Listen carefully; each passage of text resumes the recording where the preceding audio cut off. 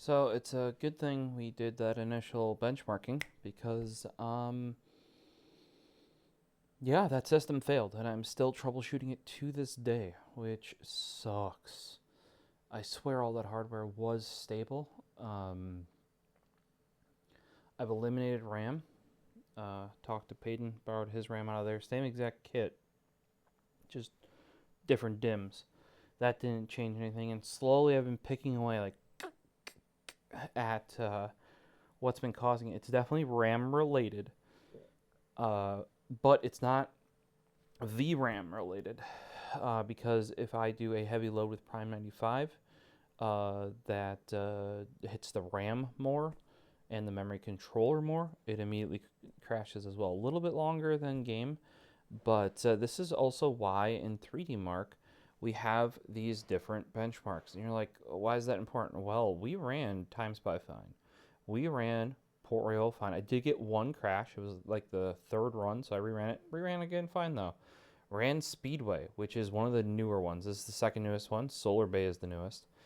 Um, Speedway crashed every time before it even started running. So this is why we have all these different. I mean, all these different benchmarks here just within 3D Mark alone. Much less, if you go between like 3D Mark, Unity Engine, and just try to play games that they should work, essentially. And you're like, right now the go-to for me is Call of Duty. When I play on like Shane with his, he's by the way no longer a junior tech. He made it to tier 1, or level 1. I popped his 4070 Ti right into HTPC, and I knew it was performing the way it should be because I knew what a 3060 was like in there. I knew what a 3060 Ti was like in there.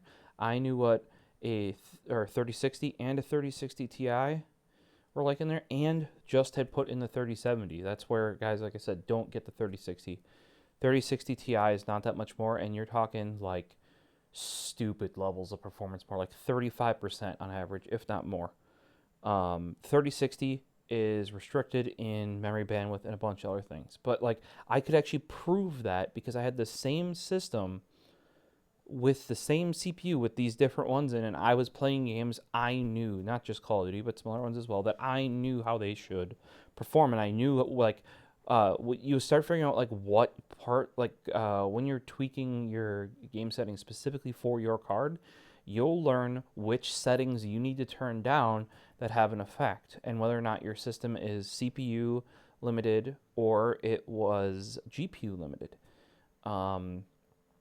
And at this point, I was CPU limited because what was in there was the 1700X. Then we went to the 3900 X, right? And I started noticing once I was on my 3070, because I went from the 3060 to 3070, that it started being CPU limited. And realistically, that 12 core is never designed for that board. It's a first gen B350, and realistically never designed to power more than 8 cores. So I just knew that was going to be an issue. And luckily, AMD had finally allowed 5800 X3Ds onto first gen boards. They're not really optimal. We'll get into that. But popped in there, and now I can just squeeze every little bit of that 3070 out of it. But pop that 4070 Ti, Shane's 4070 Ti in there, and we're starting to notice that we're getting CPU limited again. And you're like, oh, you can't be CPU limited. 5800 X3D is one of the best, even to this day.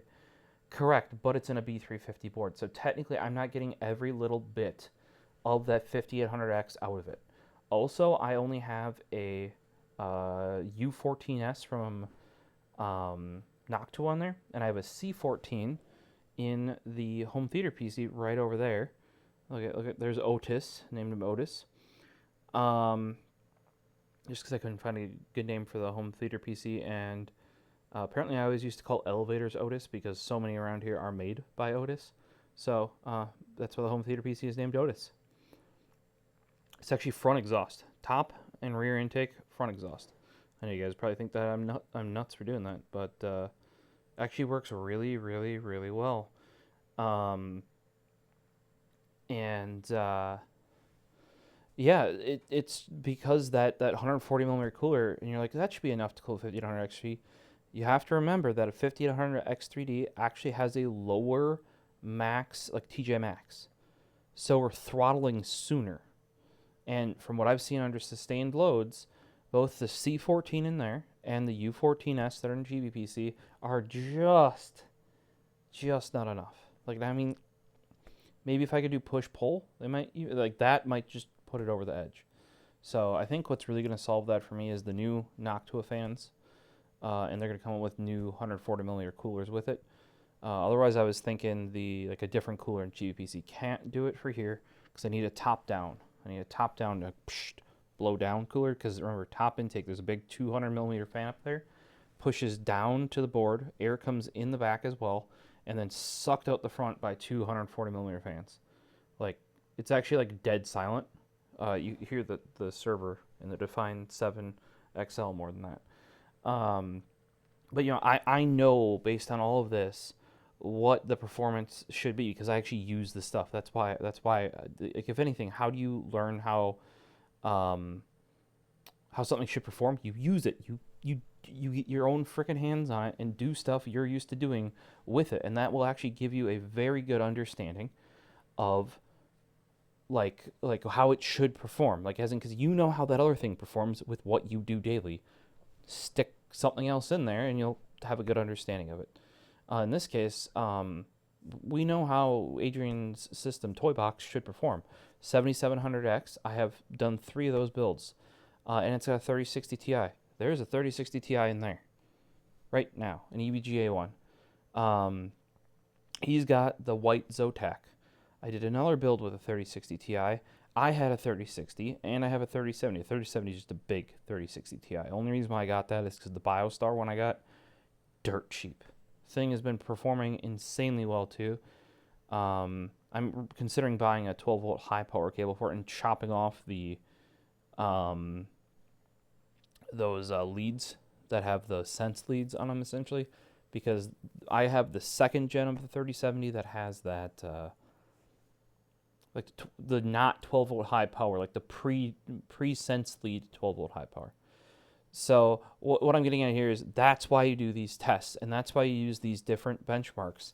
Is one, or like, say if you edit, make sure, like, if you check even that your computer is stable and you want to check your overclock, make sure you pop open Adobe or DaVinci Resolve and edit.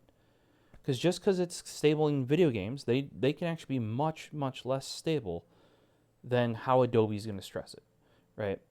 And I kept working through these benchmarks and stress tests, and like, I actually knocked out and got it to run 3 different stress tests, or 3 different benchmarks and stress tests and that sort of stuff. But, and like, I solved some blue screens and crashes, right? The other thing that might point to this being a motherboard, by the way, is the Wi-Fi card causing blue screens. And that's on a PCI Express bus. Now, I don't know if that could be CPU or motherboard, right? And I replaced the Wi-Fi card with a known good one, because I buy the AX210s from Wise Tiger off of Amazon. You guys should pick one up if you haven't. Most Wi-Fi that comes with your motherboard is shit. You want one of those. And it's not the card causing it. So that means at this point it's either motherboard or CPU, more than likely. Or the other thing that's changed since the last thing I've done is BIOS update I did. So we might have to roll that back. Reading, it also could be because I've actually had this thing around basically since the 7700X launched, recovering his data. It could actually be the install Windows. So we're going to try a number of things here yet. It could even be a power supply thing, right? But I want to basically eliminate everything else before we start heading down the motherboard or CPU path, because that is the hardest thing to pull out in a system. It's also the hardest thing to troubleshoot in the way of, is it good or not, right?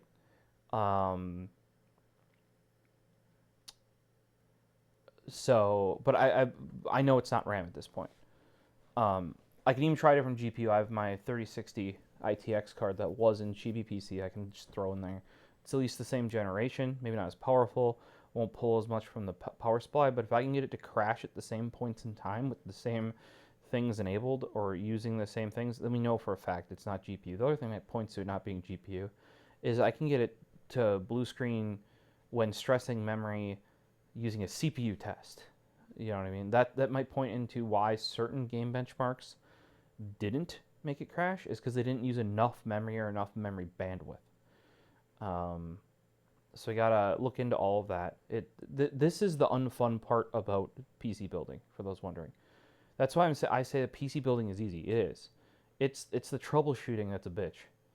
Especially when you get into something like this. Most people wouldn't even know where to go with this. You'd have to take it someplace. I'd even say most people who've built 3 computers. You can tell me I'm wrong down in the comments if you want, but the point on, because I can get it to I have fixed different blue screens to the point where I'm getting it to blue screen in different ways now. Same result, like as in like say it's memory related. I can go over why that would be in a different video. But I haven't solved I've fixed like some blue screens, right? So like the result of the problem, but I haven't fixed what's causing it, right? I've only fixed like, oh, it crashes under this condition. I can fix this way, right? Like I found out virtual memory had gotten turned off. Turned virtual memory on. I could actually get crash dumps then, and also it lasted longer because it would switch to virtual memory when it ran into errors on the memory. Then I ran mem tests, and they failed immediately. Reseeded the RAM, mem test pass. Like what? Okay, I solved the issue. Nope, did not solve the issue. So we're looking at something much greater and much more complex at this point. More than likely, a core component, which is basically brand new, is bad. And the other thing is luckily his stuff is all his data is recovered, and it's backed up to Backblaze. Link down below in the description. That's like the place I trust for this stuff. It's no nonsense, flat price. I have all that backed up to there, and I still have a copy of all his data on my server and an external drive. So we can do. I don't have to really worry about that. I can also turn off the SATA ports, so if I have to reinstall Windows, we're not possibly corrupting that data. To be truthful, we have seen PCI Express on motherboards being bad before, though. Or motherboard, like Preston had that, where something was bad on PCI Express on his Micro ATX X570 board from ASRock, and it was causing all sorts of weird shit, and we only ended up finding and figuring it out because his benchmarks for his NVMe SSD were horrendous. And we're like, oh, that could actually be causing these horrible benchmark numbers with the graphics card, right? And that's why, guys, you want, or if you know your PC's good, like you've built it, you know it's good, you want those numbers. You want the base numbers, and if you overclock, your overclock numbers. So that 4 months later, when it's having issues, or 2.5 years later, when it's having issues, you can benchmark it against. And yes, drivers change; they might get better or worse, right? But at least you have this. Like, say if you're within, say 3% of it, it's probably fine, right? But if you're 20% down, you might know. You can probably tell that something else is jacked up. Gertrude showed up, and she wants attention. So we're going to do the same thing that I was planning on doing on Toybox on Otis over here. Because Otis, I just clean installed Windows 11, and it really has helped. Originally, Otis was built as an X570 board purposely because I had my 2600 CPU, and X570 supports 2000 series to 5000 series. I knew this was getting a 5800 X3D once the chip launched. That got a 5800 X3D the day the chip came out. Knew that was going to happen. I just had the 2600 around here, so I built it, used that until the 5800 X3D came out, and then slapped it in there. Now, here's the thing. With the X3D chips, they actually have different chipset drivers than the non-X3D chips. Like, it's the same installer, right? But from the get-go, internally, it's installing a different driver, right? It's kind of like you have one NVIDIA driver, but like technically there are variations between like a 900 series, a 10 series, a 20 series, 20 to 30, and even 40 are more similar because they're all, but say if you stick a 700 series card in there, it's not going to be happy, and it's going to have a completely different driver and even different settings in the menus than a 3000 series like the 3060 Ti that's in here. Same sort of thing with X3D. Like I don't know, it's got like a different scheduler and how that works. AMD more talked about that when the 7000 series came out. Because of that split chip design, it made even more of a difference. Because you get the 7950 X3D like Payton has there in his build. Polychrome Na, I believe we're calling it. Basically black, no RGB. Black, yeah, there you go. So it's very important. So what this originally had is it originally had a Windows 10 install. This system, because it matters the least, because it's a home theater PC, you can literally see at the bottom here what I use. What do I use? Firefox. Literally Chrome is not even installed, because if I need Chromium, I can use Edge now. Media Player Classic Home Cinema. Finally the 64-bit, because MadVR is updated. Oh, so good. Steam, Epic Games. And I have file history right now backing up. By the way, file history, use file history. Add folders, by default, it's kind of useless because it grabs your user data only. Like I add the app data folders for Firefox. I hit restore on file history. My Firefox, because I put the profile folders there. Now you could manually back those up, but I've had them corrupt and stuff. So in the past, you can use it to recover this app data. If you add that, basically you have to add it to a library. So basically what happened is I restored it, Firefox. It was like I never reinstalled Windows. More apps should be able to do that. Steam kind of can. You just install it over top of itself. That's why ideally you keep your games on a separate drive. Ideally, in this case, in the home theater PC, it's just not possible because its second M.2 slot, I need the SATA ports that are shared with the second M.2 on the first gen, or like the motherboard that are in there. But yeah, that's all it's on here. So wiping this thing or upgrading it, this is usually the one I try stuff out on. As long as it's stable, as long as it works and I can game, sure, it can have a different operating system. So it went to Windows 11 first, then it had the 2600, which that's 2000 series. Then we went to 5000 series X3D. And yes, I did install the new chipset driver, like as an over-the-top, but there really is not a good way, at least from my understanding, to, you can use like DDU to clean out the graphics driver, right? There is no way to do that with a chipset driver. And I can tell you, after clean installing 22H2, which at the time of this video is the latest version of Windows 11, like, everything is better. Like, it feels like a different friggin' system. Because we're not dealing with this, like, and, like, you think, oh, you only need to do that if you're going, like, Intel to AMD. Or if you look at my, like, I have a VM currently running on my Unraid server, Windows VM, that was my X99 desktop, that then went in that room over there, onto the repair PC, running AMD X570 with the 2600 in there, right? So I had to modify the operating system to do that, like uninstall, go into safe mode, even in recovery mode to make that work, because we went to NVMe as well. And then now it's a VM, so I had to do that all again. That still runs. Yeah, like on idle, it uses like 8 gigs of RAM, even though nothing's running. It's broken as shit, but it runs, and that's kind of the state I think this was in.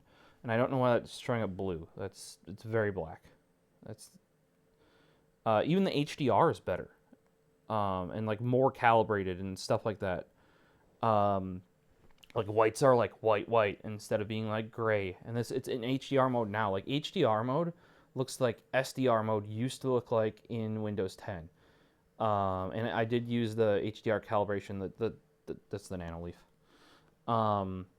But even without that, the whites it just looks like, I think Microsoft, as long as you're running like a clean install with the latest drivers, they finally have it where in HDR mode, it looks like good natively. Like whereas normally you'd want it in SDR mode and then only turn on HDR when you need HDR, like they're getting darn close to being able to just let you leave it in HDR mode.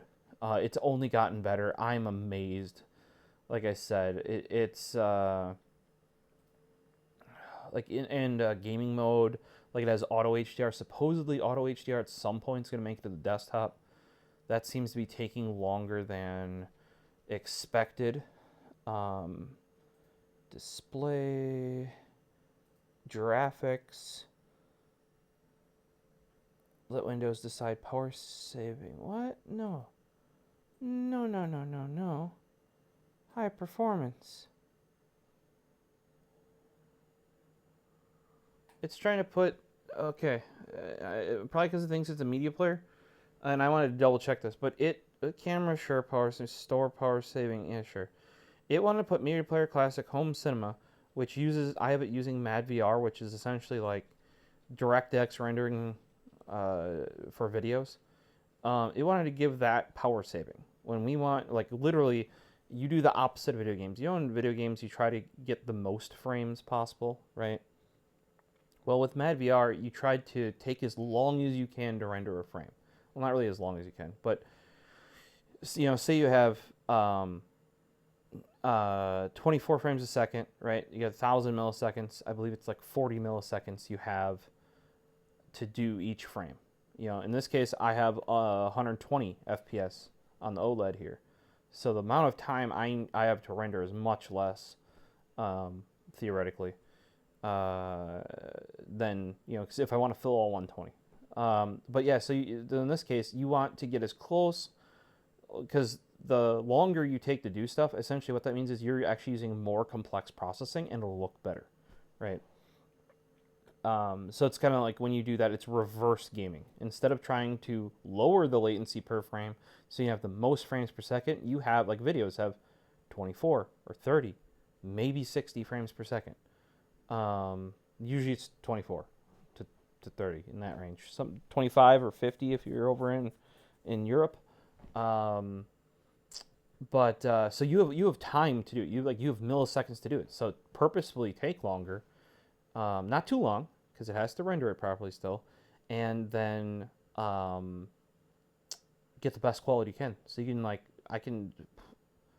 1080p on here looks like better. Like, if you take a Blu-ray that's 1080p, let this bad boy upscale it to 4K, it looks better than 4K streaming in most cases. Now there is some stuff native on all the different streaming platforms that they've put extra effort into. That either uses proprietary stuff or Dolby Vision and all this other stuff. That looks better just because it's got that more data in there. You know, like it's like more complex and better algorithms were used essentially. But what we're going to do now is, because I want to overclock this, why not, right? It is an EVGA card in here, 3060 Ti. Got the last one, bought it from Best Buy as soon as EVGA said they're going out. I think it was like $500 for it, and then literally like a month to 2 months later, EVGA was gone, and you could get them for about $400. So it is a nice three slot, but it fits in that thing, right? And very hard to find non-massive graphics cards. So what we're going to do, though, is just like we did, or we're going to do Toy Box, is we're going to run TimeSpy, because that's the freebie that you guys can get if you don't have a buy 3D Mark, but wait until Steam sale. You can get it for $5, five smackers, or a Humble Bundle, same thing, five smackers probably, or an additional 5 on top of whatever bundle you're buying. But in case you don't have it, trust me, get it, because you can do also here. Look down here. You can do tests for ray tracing, mesh, PCI Express features. So it'll test to make sure your card can use, or your system is set up and running to use certain features of PCI Express. I also paid for the storage benchmark. And this does, people are like, oh, my thing can do 7,000. Why is this only reading like 700? Well, because it's testing real world performance, like loading games and stuff like that. Not like a fancy number, make big number big thing. Like, it's trying to emulate doing things you would actually do. But all this is useful to have. and they make it very easy, nice graphs, easy to share. And if other people have this, it's very easy to compare. So you're like, oh, I have 3060 Ti. They bought a 3060 Ti. Or if you're like, oh, I have a 3060 Ti. That dude bought a 4060. How does that compare? Or in this case, 4070 Ti. Very similar performance in a lot of things to a 3080 Ti, despite it using way less power and being way cheaper. Unless you need that additional VRAM, that 4070 Ti is a sweet spot card. Definitely a tier up from the 3060 Ti, but like 3060 Ti was probably, in my opinion, the sweet spot of the 30 series. 4070 Ti is definitely, as long as you got the money, the sweet spot of the 40 series.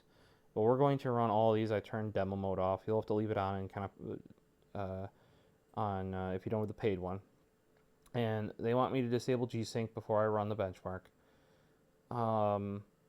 I really doubt I'll be hitting 120 FPS, which is what this display's max is. So let's let her rip, Tater Chip. I mean, if I do, I'll turn it off, I guess. It's a pain in the butt, though. Well, like, it's just a checkbox in NVIDIA control panel.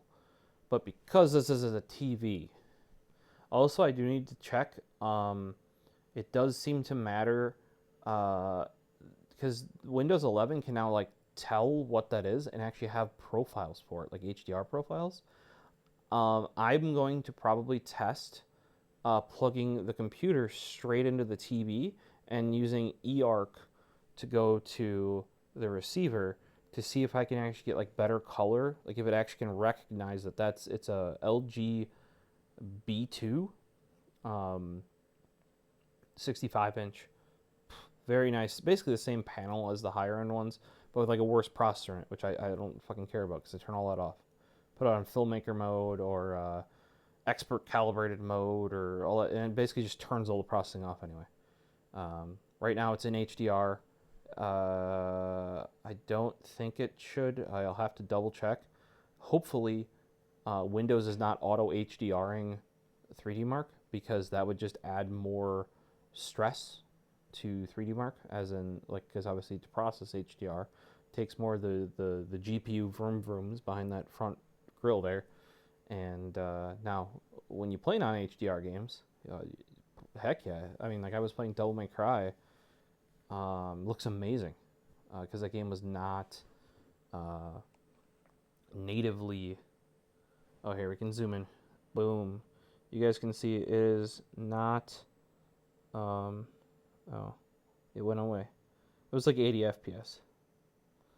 So I don't think I have anything to worry about with the like 120 cap from G-Sync. But if you guys are like really doing your benchmarks and you're not in some like weird configuration where like you could make the TV unhappy, turn it off because it does get in the way. I know benchmarking, generally speaking, you want the dumbest monitor possible. It's very rare for games to limit FPS to the monitor, unless G-Sync's on. But like sometimes it does happen. Some games will actually like not let you do that, or like that's unless you change like an INI file, you can't do that. But otherwise, like the one I use for setting up computers is like some Scepter that I've actually had almost 5 years now, it turns out. Got it for $180, 27-inch 4K. Banger of a deal. Actually, Linus Tech Tips featured that monitor, and they said it had crap picture quality. Calibrate it, and it doesn't have crap picture quality. It's pretty dim, though, because the diffusing layer they used is like garbage. So basically, you lose a lot of brightness in order to get the backlight diffused because it's so cheap. But the accuracy is like 99.8% sRGB or something like that on my panel. I did have to go through 5 models or 5 different versions to not get a dead pixel, but hey, that's why I buy from a place that has good return policy. Sadly, like on the taskbar area, it's getting all flickery. Like there's some lines that go there and like flicker, flicker, flicker. So it may have sealed its fate. Like I can still benchmark on it, that's fine. But I could never use that day to day. Oh god. And I did try different DisplayPort cables. Panels eventually go. Usually got about at least a 10-year life on monitors. Unless you physically break them somehow. Some of my oldest ones are now starting to get a couple dead pixels or burn in. Like I still use Asus's first Pro Art monitor, the PA246Q. I believe Luke from LTT Floatplane also bought those. Shortly after they come out, I bought mine like right away. It was the IPS monitor to get, like the panel to get. Basically, as good as like Dell at the time was who you wanted for like a 23, 24 inch IPS panel. It had better accuracy. It's also 10-bit, like a glorious panel back then. $100 cheaper than the Dell. When an Asus intends on entering a market, they enter it swinging. Now whether they stick to it, that's a whole other thing. Over the years, ProArt, for the most part, their ProArt line has been amazing. You really got to be careful though, because some of their ProArt line are not actually their ProArt line. They just take another panel from somebody else that already makes it and rebrand it. And that's what my 32-inch is. I think it's like a Samsung one rebranded. And you can tell because all the fascia is different. For the most part, they kept all their ID, their industrial design, exactly the same. And when you see it differ, there's a decent chance that they didn't actually make that one this time around. But that they just took somebody else's OEM design or ODM design and dressed it up to look like a ProArt panel. So be careful about that. But they're what do they got now? They got a PA248, 249 QV, something like that. That's a really nice panel. They finally upped the refresh rate to 75 hertz, and then they have a PA279 QV. That's like the 27-inch 1440p variant. Frozen Slate's got that guy. Really nice panel. I think his oddly makes his monitors not go to sleep though, which I've also had from various models of the ProArt line. When monitors do that, it's not something you notice right away too, and you don't necessarily know it's the panel. So returning that's real hard. I have not seen it. It just might be him, or it might need a firmware update. But that's where, if you're outside of warranty, you really got to just push the manufacturer. Just be like, hey, bro, I know for a fact it is this panel and how it acts. Like my 32 inches like that. It actually prevents the computer from going into a low power state, whereas I think Frozen Sights just prevents it from like his monitors going to sleep, like as in the timer countdown, so like the displays turn off, so he had to go to a screensaver, which that works fine, which is weird. Why is that even a thing, right? In my case, it even hates it on the repair PC over here, the PA329Q from Asus, which is a ProArt, not really though.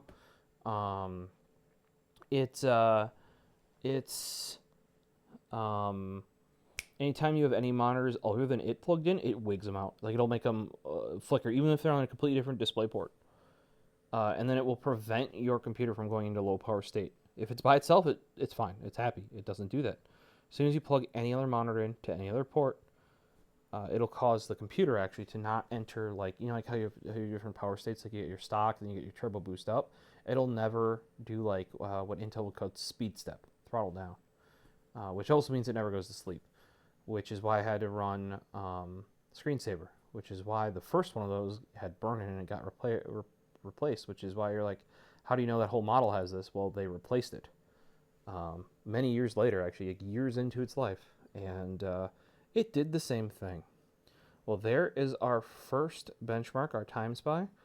A little bit past average, well below best, but that's where we're going to aim for with our. That's the other nice thing about 3D Mark, by the way, is you do get this score, right? And then you get an average score, like as in of the graphics card. I don't know if it's graphics card and CPU combo or just the graphics card submitted. Here's the average score. Here's your score. So we're a bit above average, which makes sense because I have an OC model from EVGA, so it's just a scoosh above there. And this is like the best score on the. Oh, so it is. It is CPU specific. It never used to be. There you go. Best time spy score with a 3060 Ti and an AMD Ryzen 5800 X3D. So those never used to be. Those used to just be graphics card related. it does look like they have enough data now that they can do, what do you want to call it, specific, like to your CPU and GPU combo. That is why also if you have different CPU guys, you just want to focus on the graphics score, not the, because this is kind of like a combination of the graphics and the CPU. If you have different CPUs, and as long as you know that the CPUs are good enough, like as in, I have a 5800 X3D. Somebody had like a 5900 or a 5950 or even a 7950. To be truthful, even like a 5600 X3D, which I will have for the repair PC, that'd be plenty for this graphics card. All that's going to happen is the CPU score will go down, which will make this score to go down. So then just focus on that graphics score.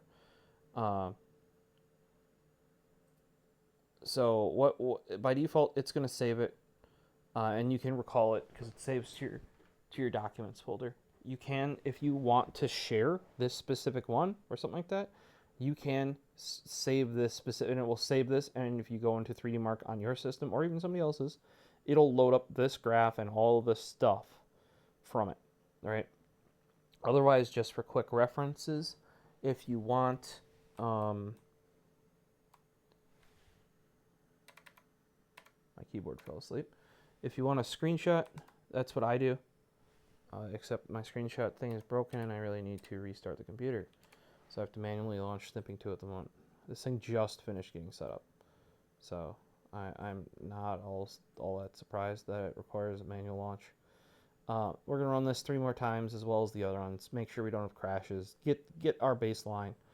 Just like I was saying we were doing on Toybox until I found out that it has a severe problem somewhere. And we got into this whole mess, but hopefully by doing all of this on here, we'll get our baseline across these benchmarks. Say if you only had base version of TimeSpy or 3D Mark, by the way, and only had TimeSpy, then I'd go and grab superposition, uni engine superposition, which I do also have in the system. We're just sticking with 3D Mark to keep it easy. And there's other free benchmarks. Just I would say pick 3 benchmarks, right? 3 of them that all use different engines, right? So I think TimeSpy's DirectX something or other. I should probably know which one. DirectX 12, there you go. DirectX 12. So pick something that's, like up here we got DirectX 12 Ultimate. That means it's got ray tracing. Pick something that's got ray tracing in it if you can find something. Or in this case, this is Vulkan. Or go back even further and use something that's OpenGL. Just make sure you're picking like different benchmarks when you're doing it. Now, 3D Mark makes it very easy to do and handy. That's why I have it. But say if you just have the base version, I'd run TimeSpy. Then I'd probably go and grab Superposition. And I'd probably run the Superposition in Vulkan mode, not in DirectX mode, because then it's in the same generation as TimeSpy, so that'd be a similar load, but it lets you choose different benchmarks. Another one that people love using is what is it? Rise of the Ashes. I'm trying to remember. It's an MMO, but basically people just use it as benchmark. I think I might have that name wrong a little bit. But that has like every different renderer and can even do multi-GPU non-SLI configurations. It's kind of nutty. But that's a good one to test stuff with. Just check out what people are even benchmarking. Like, I know Resident Evil 6 I think has a free benchmark in Steam. Like it's just in Steam as a separate thing, or if you own the game, it's inside the game. So you can use something like that. Or I use Borderlands 3 because I have a special set that I use of settings for Borderlands 3. You can do that too. Any game that has like an automated benchmark is good to do for this. Just try and get a different set of age games or ones that use different engines, or maybe ones that stress the graphics card differently. Because like I said, on Toybox, it passed all TimeSpys fine, A-OK. Then we went up to Port Royale, which is the ray traced one. I forget which engine that necessarily uses, but it's got ray tracing in it. It passed It only crashed on the last run, so it passed 2 runs, crashed on the very end of the 3rd run, which you can even have on a stable system, just so you know, because it collects that data. Sometimes it just derps out in 3D Mark, and you just get a bad run. So I thought that was just what happened there. So I ran it again, passed the next run, just perfectly fine. But then it literally would not run Speedway, which is like one of their latest ones that uses some of the latest tech, and it would load it up fine, and then just fall flat on its face as soon as it tried to run it. And HDR just turned on. I'm probably going to have to make sure. Actually, in this case, it doesn't matter that it's using HDR or like auto HDR mode, because I will be using auto HDR mode every time. But if you wanted this benchmark result to truly be comparable to other people's, you definitely want to make sure auto HDR is off. Because like I said, it's going to be more work on the system. Normally, when playing, it's worth it, especially when you got a nice screen like this and a decent room for it. Oh yeah, by the way, there's our temporary 10 gig Ethernet. Look at that. Bloop. Eventually, there'll be I'm gonna get like a thing that covers up that corner, and it'll run down to a box back over there, and I'll have a single gig and a 10 gig over there. But for now, I need to get that reset back up, and no way in heck I was doing that all off Wi-Fi, which is because it's just been playing games and streaming from the server. That was fine, but backing up and restoring, not doing that over Wi-Fi. Oh no. So let me get these initial benchmarks run. I doubt we're going to see crashing. This thing was rocking Ratchet and Clank the past couple weeks. Playing anime like crazy, even with the new, the updated Mad VR. Finally running 64-bit because MPCHC, their new builds are only 64-bit, and the new beta builds of Mad VR are also 64-bit. So we're finally, I think technically you might have been able to do it a bit earlier. I just wasn't paying attention because a lot of that stuff hadn't been updated since like 2019, 2020. It's kind of like you stop looking, you know?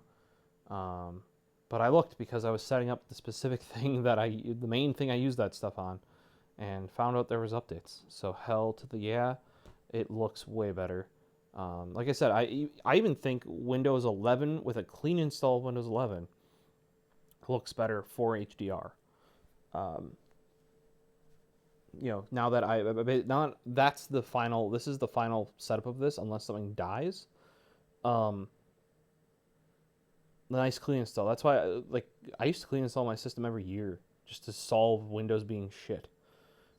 With all the software run nowadays, though, it's kind of annoying to do because you can't do what I did for Firefox for everything, where like you just restore the app data and bam, you're back. And sometimes you wouldn't want to do that. My Firefox profile from that VM I was talking about, where the Windows is so corrupted, that profile is so broken, you have to launch it once, exit it, like the file exit, not just close a window. File exit, make sure it kills itself, and then launch again, and then it'll launch fine. Every time you full close Firefox, though, you have to launch it once, kill it, launch it again. I think it just uses 5 gigs like that. Wasn't carrying that over to the new system. No way. No. And this system, the other thing that really pushed me to clean install Otis over here was that I was actually getting some micro stutter ever since going to the 5800 X3D. And you're like, wait, well, you're getting more frames, but you're getting micro stutter? Yep. And I think that was related to, once again, those chipset drivers, because that is X570. We got no conflict there with like an older chipset or something like that. Now we have a 990 Pro 2 terabyte in there. That's why I did the clean install as well. So PCIe Gen 4, one of the best SSDs you can get for that. Thing is purring. And like I said, I've already, this was a working system. So clean installing it, it's literally only more responsive and working better. And just like certain things where like they've improved it. Like what happens in Windows is they might have actually improved it in 22H2, which that system had. But it was originally a Windows 10 system. Then it lived on 21H1 for as long as I could. Like Only reason why we went to 22H2 is because Microsoft forced that system to go, right? But it probably kept any of the HDR settings. It's not like it doesn't like put the new ones in there because it assumes they're correct. So when Windows upgrades, it tries to keep as much as it can the same, except for your app data, which it'll just delete like it did in creator or anniversary mode, which is user data, which is not even supposed to touch. But, you know, I'm not salty at all. Luckily, 2 weeks prior, I had enabled file history on my app data folders, and I was able to recover it all. Yeah, so it's like it doesn't do things because it shouldn't, but then other times it just deletes all your shit when it upgrades too. Another pro tip too, if you do the upgrade, like when I did the 21H1 to the 22H2, it will revert you to the Microsoft default drivers. Because more than likely, if you're doing that version upgrade from 21H1 to 21H2, your chipset, graphics, etc. drivers are the 21H1 version, not the 21H2 version. So Microsoft will consider the Microsoft base driver more correct than the one that you currently have installed. So what you want to do is after the upgrade occurs, like if you want to maintain your performance and your system stability and all that stuff as much as you can, what you want to do is go and hunt down the latest drivers for your motherboard, graphics card, Wi-Fi card, blah, blah, blah, blah, blah. Right? And I've shown you guys how to do that before. The reason why you want to do that, though, is because to get that, like, there may actually be, especially with Windows 10, over the years when they went through these different versions, like, to use certain features in Photoshop, you had to have a certain version of Windows. Like it literally, because, like, it was hooking into stuff that's not there. Just like auto HDR for games, that's not in Windows 10, right? Just straight up not there. Well, that happens between Windows 10 and 11 versions as well. And like there's different components and drivers that go, like, it's not going to install a component it's never going to use. So realistically, not saying it won't work, but if you guys are looking to maintain like the best performance and everything like that, after Microsoft forces you to do that Windows update, make sure you go and grab the latest chipset driver. Heck, maybe even update your BIOS if you haven't. Because sometimes there'll be BIOS updates that update your UEFI, and that UEFI update is required to go to the new version of Windows. This was very common in the Windows 10 2004 to 20H2 versioning, because they actually changed how they signed drivers. Then another thing that occurred was the rebar technology. You basically needed a BIOS update for that, and in order to use rebar, you also needed a certain version of Windows 10 or newer, or 11, right? So you had to get the BIOS update in order to get the features that were only in the newer version of Windows. So there's this whole, like, you know, like, just because you get this update, it'll work, right? But now that they're down to once a year for these upgrades, you really should, like, once you're finally forced to do it, either stay up on top of it. You know, I kind of do that with the home theater PC here, because there's not much bad that can happen, kind of. And on other systems or whatever, once you do finally get forced to do it, update, get the new BIOS. Ideally get the new BIOS, like, because it'll tell you days before it's doing this upgrade, because if you're running at work, we can see these take 4+ hours on hard drive based systems, that are much older, right? It should take about 30 minutes max on a proper SSD, maybe not even NVMe, but SSD based, like, quad core system or better. It should take 30 minutes or less, ideally. But we'll see them take like 4 hours. So they tell you days before, like, hey, we're going to be doing this in 3Ds. Hey, we're doing this. Maybe if you know what's coming, update that BIOS beforehand. Obviously make sure it's stable and that sort of stuff as well, so you're not running into other issues like we might with Toy Box. Or like my work laptop. Updated that BIOS, broke my number pad. Previously, we updated the BIOS, broke the touchpad. Like, as in, the touchpad physically no longer worked. Lenovo loves doing that, by the way. You update the BIOS, and it's like, oh, you didn't need your touchpad, did you? So we had, like, almost 10 people at work just using their laptops without touchpad. And it didn't kill just touchpads. There's a track point right there too. Like that whole module acted like it was dead. What it was is the UEFI got updated, but the firmware for that didn't, so they couldn't communicate anymore. And then the next one like forced it on there, like forced the firmware update to the like trackpad clicks and track point module. Then on a recent one for my specific work laptop, it kills the numpad. So like literally the buttons don't work no matter numlock on, numlock off. They just don't do numbers. Great, right? That's exactly what you want. So be careful of that. That's why you want to do some testing. So we're pretty consistent in 11,700 here, which is good to see. Consistency is always good, you know. I really wish my button would work.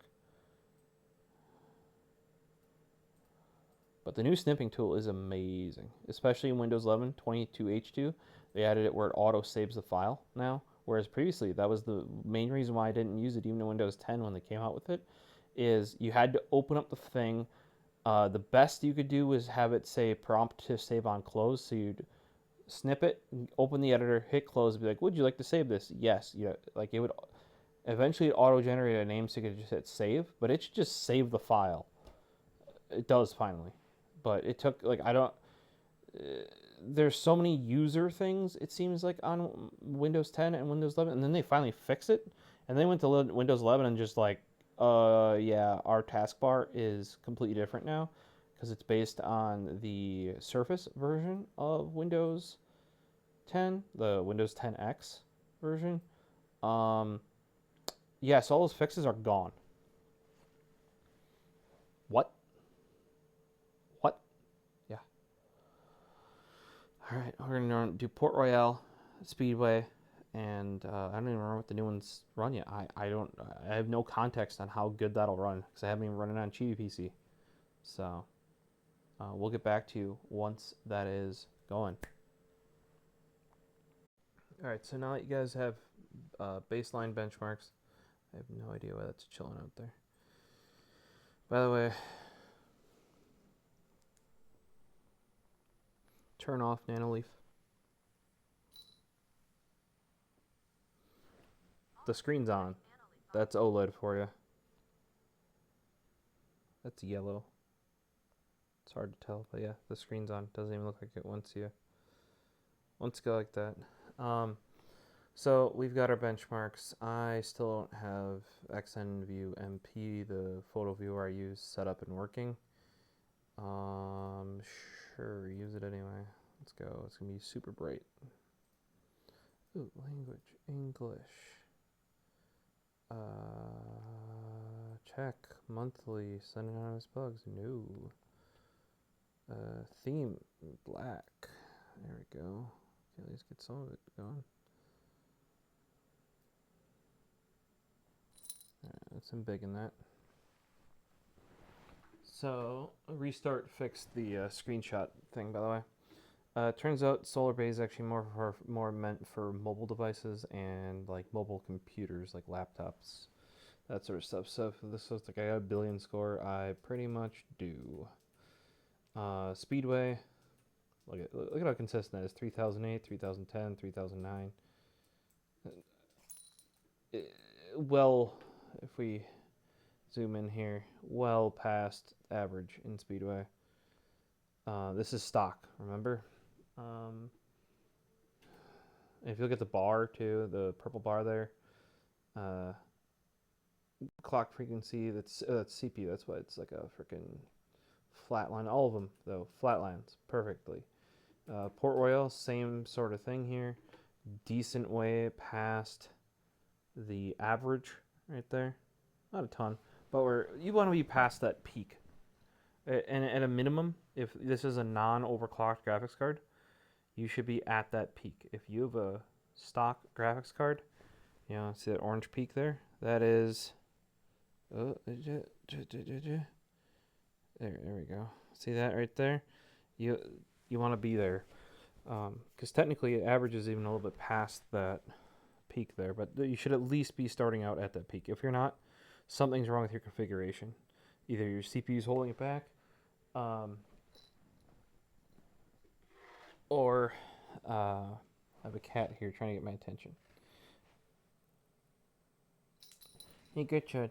Yeah, I know. It's like 4 a.m. You're ready to watch anime. So am I. You can't come in the lap now. I just put the keyboard in the lap. But yeah, look at that run on these newer benchmarks. Just flat as a rail for everything. That's GPU memory clock, GPU clock frequency, and then CPU has these little, see those little blips? That's not nearly as bad as it was. And that's us just going, it's trying to turbo that last 100 megahertz.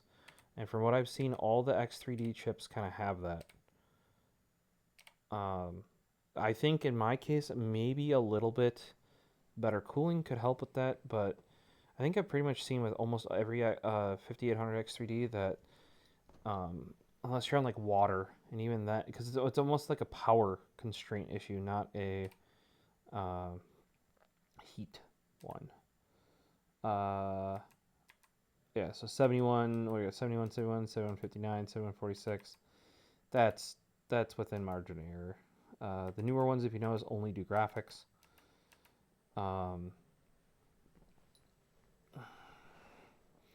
So at least for time spy in the graphics ones that matter, because the last there where it dips off over here, that is the third test, which is physics. So that's CPU basically. Once again, look at that. 11765, 1181, 1186. That's we're just past the bar, but somebody throwing 16 cores at this one could easily, because it does include, you know, the score itself does include the CPU in there.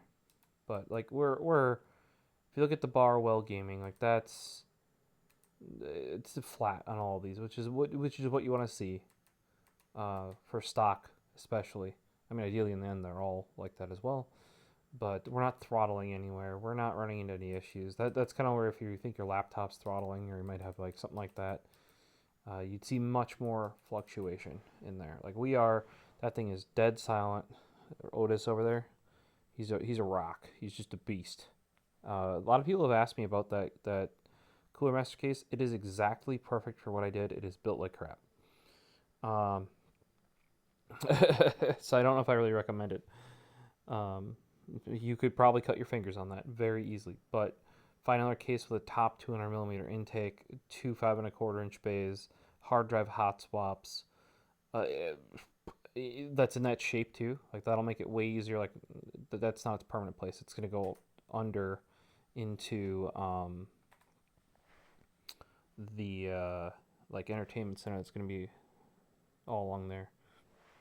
So yeah, because I want this TV to just be like TV hanging on the wall. Like here's my perspective. Boom, that's what I want.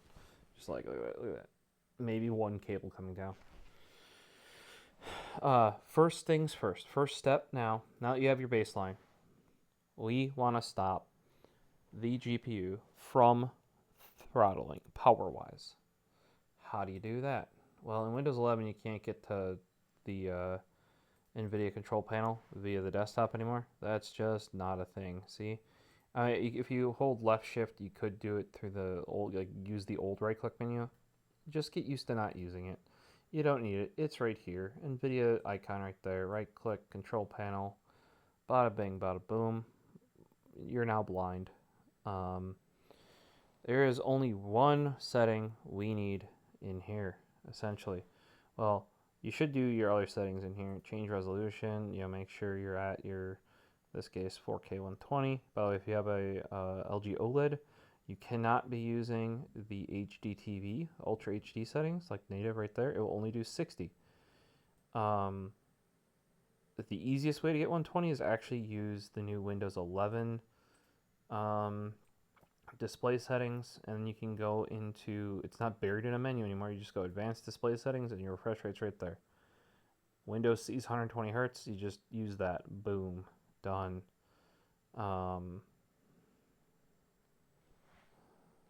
I may try and plug this display right in because it's just seeing the dent on AVR. It seems like Windows can actually pull a lot of information about your displays now, probably through like a database or something once it's identified. Like it says it's not HDR certified. This is a LGB2. It definitely is. That's a whole different jam. You know what I mean? Oh, they actually have a link for HDR calibration in here now. There's an app through the App Store if you look it up. I don't know if that's there without the app installed. Oh. I think I might rip the files out of there, but it's here someplace. It's got its weird little calibrator color icon. There you go. Windows HDR calibration. Download that. If you have an HDR monitor, download that. It makes things way better. I think I saw, not Bad C-Text video, I saw somebody else's, and I'm like, holy shit, that I gotta try that. And it made, oh, here. I left, here's where the auto HDR setting is, right? So display HDR, auto HDR, that is off. Once we're done with our benchmarking, I will turn that back on. So we stop having issues with benchmarks. Because, like I said, certain games, it's a feature that comes from the Xbox. It looks great. But yeah, make sure your settings are correct in that way. If you're using HDMI, my recommendation is going to adjust desktop color settings right here. And you want to, this comes from back when I was using Media Center Edition, or Windows Media Center in general, which you could do all the way through Windows 10, because you could, it was in the beta, so you could port it, like, you could grab like the Windows 10 beta version and stick it in the new one, but it kept deleting it with cumulative security updates. So I ended up having to eventually give up, and that's why I moved to YouTube TV. But you want content type reporter to display full screen videos. Otherwise, every time you friggin' switch, it changes, which gets annoying. Also, a lot of these other ones, especially when you're plugged directly into the TV, it tries to, or the monitor, it tries to be smart about it. Like, oh, it's reporting a game. I'm going to change the game mode. Just have it report full screen videos. That is the best way for if you're having to use HDMI. You can check your HDCP, digital audio. Yeah, we're using that to do Dolby Atmos. Really shouldn't need any of this. G-Sync, right? You want to enable G-Sync, enable for full screen mode. You might not want G-Sync on for the benchmarks. Remember, 3D Mark complains about that. I left it on because 3060 Ti can't push more than 120 FPS in any of those, so it's not going to hurt us at all. You want to, by default, it's on enable for full screen mode. Basically, since Windows 10, they want you to use full screen windowed mode.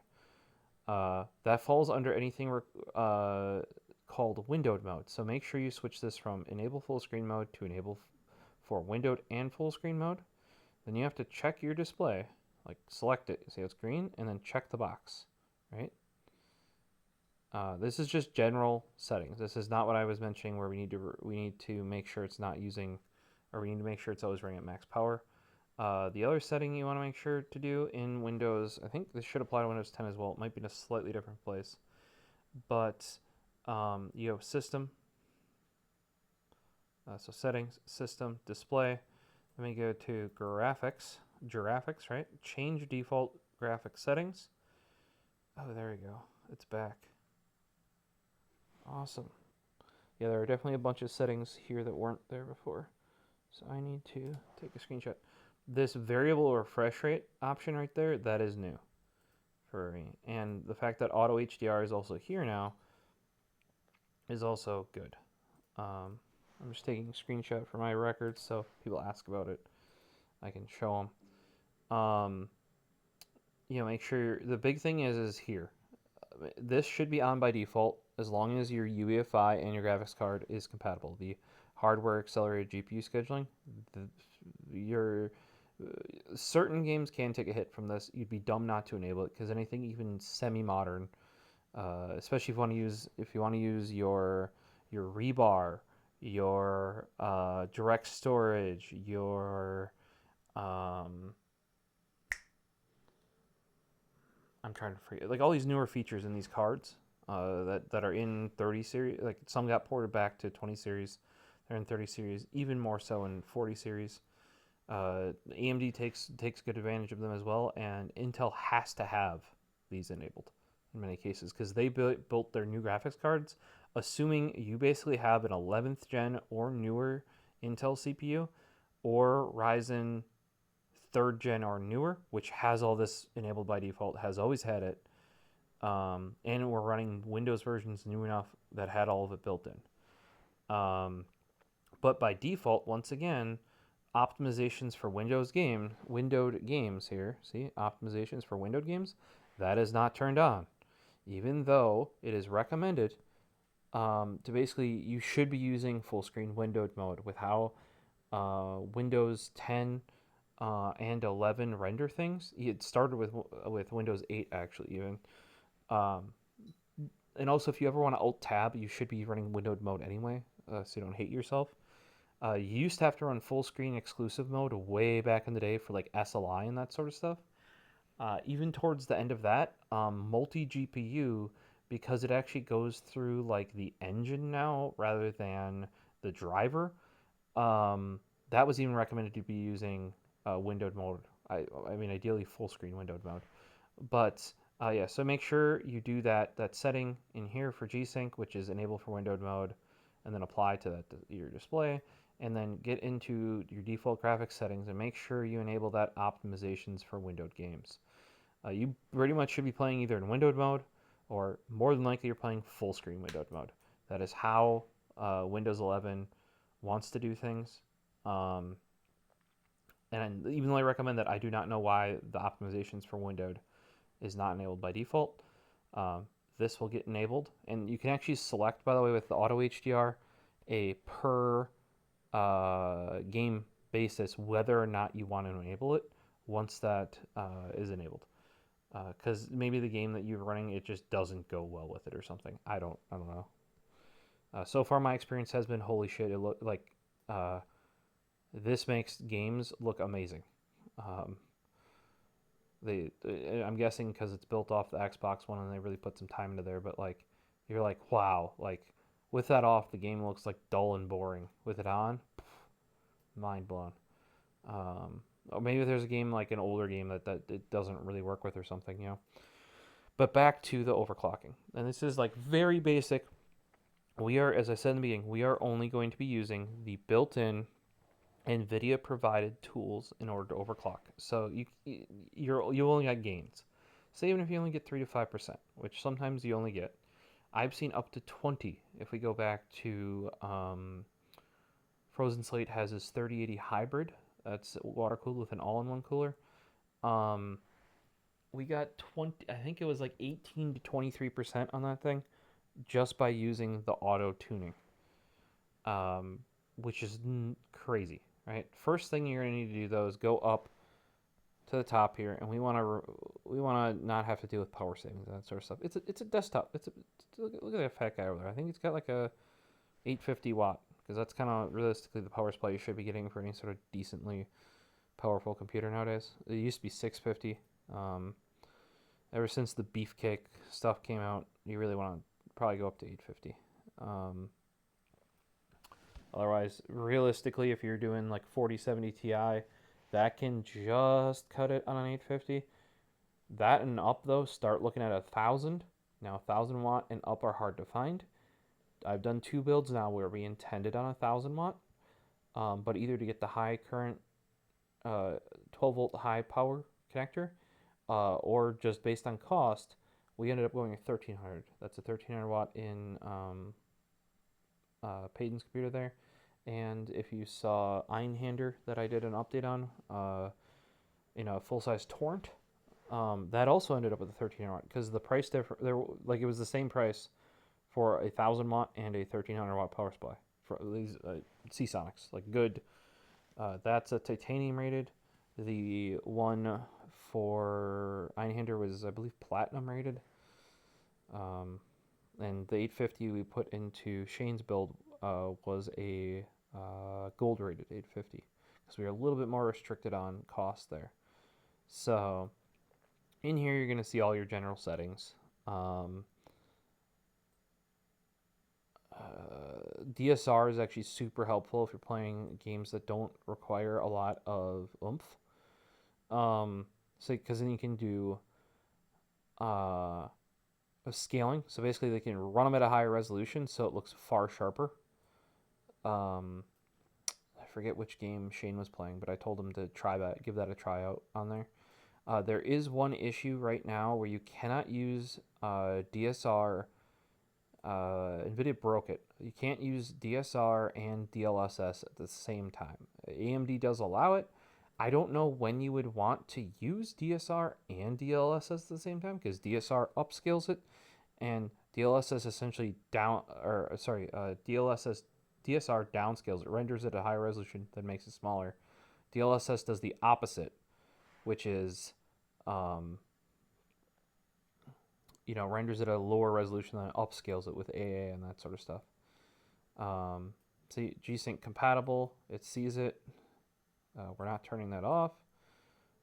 Max frame rate, like that'd be like a hard cap. We're gonna let the monitor with G-Sync tell them all about that. Here's the big one, right? Power management mode. Prefer maximum performance because we're doing overclocking. Now, if you're building some little ITX rig where you only got your 650 watt power supply, they do make up to 1000 watt SFX now. But, so you're dealing with only a 650 watt and you're cramming a 4070 Ti in there. Probably don't do this. Yeah, probably do not do that. Don't overclock that either. Just maybe even underclock it. Make sure you keep it stable though. And here we have preferred refresh rate for this, right? Highest available, that's for the G-Sync stuff. None of this other stuff you really need to touch.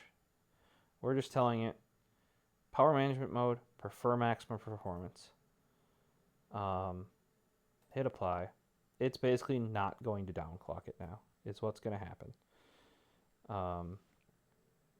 Which is fine, because it's a big old chunky desktop right there, and this thing's only on when I use it, so I'm not worried about, I hibernate it or sleep it when I'm not using it. So if this bad boy here, if that bad boy is on, it's either rendering anime with Mad VR or it's playing Vigi games, maybe YouTube videos, I guess. But usually I'll use the Shield. I have an NVIDIA Shield over there. I'll use that for that. It's just better for doing that. So that's all we need in the NVIDIA control panel, realistically, is go into Manage 3D Settings and go to Power Management Mode and change it to Prefer Maximum Performance. You may want to check, like if you have G-Sync and all this other jazz, that all that's set up correctly. Like I was kind of showing you while I was getting to this setting here. But that is the big one we need. The next thing we're going to do is pop open our Start menu here, get flashbanged, and correct our color, hopefully. What we want is MSI Afterburner. We could use, oh god, it's tiny. That should have scaled. Well, it's better than Precision X doing the opposite thing, which is scaling far too much.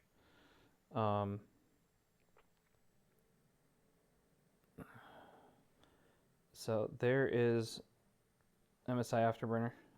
Normally I would use Precision X, but that's not supported anymore. They stopped with the... I think they technically made a 3090, but it's not an official 3090. Or am I thinking... No, I'm thinking 4090. Some YouTubers are like 10 of them made or something like that. It's like that. There's no official support there. Even my second gen 3070 is not properly supported by Precision X.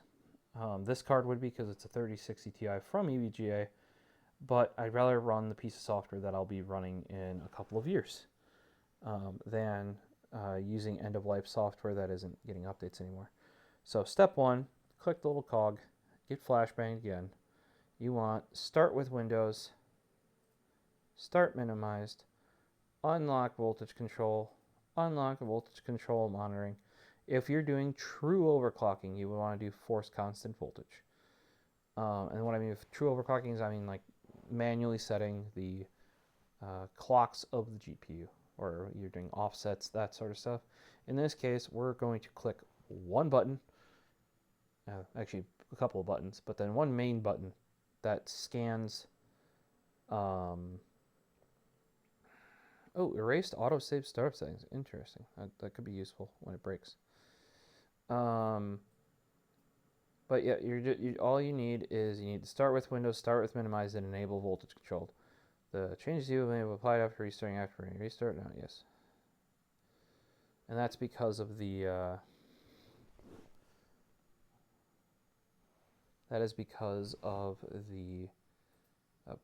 voltage control. So once we have the start minimized, it just pops down here into the taskbar, and that's where it will go on startup because you don't need to see it.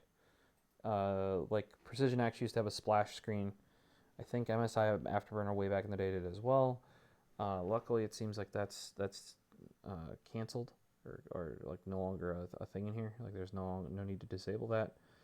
As you can see, start with Windows, start minimizer there.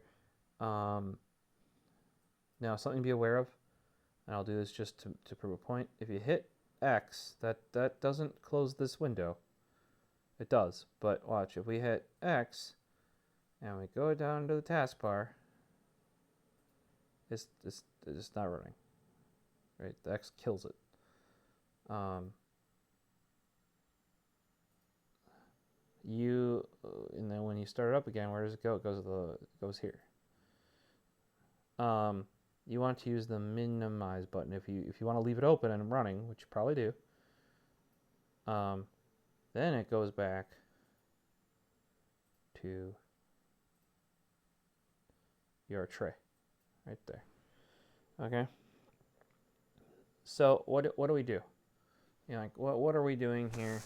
It's so tiny. You have 5x zoom on your Google Pixel. I could even do 10x zoom. I think that adds digital 2x on top of the 5x. This actually helps me see it this far away because it's tiny. Okay, so first step, we want let's just reset, right? We just reset that puppy. Reset it. It resets all the graphs and the sliders and everything else. You're gonna go over to color voltage. Drag it all the way over. Plus 100. That is not. It used to be 100 millivolts. That would have killed your card. Right now it's percentage. So this is basically percent of the power you want it to be using. This is basically just telling you always use 100%. EVGA says, not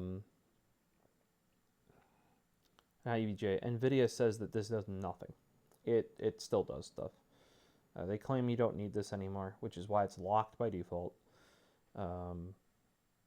Then we're not going to touch either of these. That'd be for like manual overclocking. That you would do offsets here, pluses. That's how I had my 2080 Ti. That was doing like 25%. It was in the top 50, and just on water block, not even chilled water. I was actually beating Jay's 2 cents, and that was on my replaced one. My first one artifacted like crazy, and actually was in Steve from Gamers Nexus videos. But I was getting better performance just on plain old water cooling that they were doing with chilled water. Now, obviously, once they went to more extreme cooling, I got blasted away. But you know, on launch, my card was in the top 50. I think it was like 35, 37. I have a screenshot I got to dig up at some point. And what you do is you just grab those, slide them up. They should both go up by default because they're linked. See this little link right there? We're going to unlink it now, though. And then this little icon means it's focused on power, right? Prioritizing for temperature or for power for dynamic clock adjustment. We're going to, because our limit more than likely is going to be power, not temperature. So we're going to, especially when water cooling, your limit is temperature, not power. So I always switch that over to temperature because that's the thing that's going to limit us, not power. Right. Then we're going to go up here, click number 1, or click save, then click number 1. It's a little bit different than EVGA Precision was. Oh, crap. Okay. Slide the thing. Slide the thing.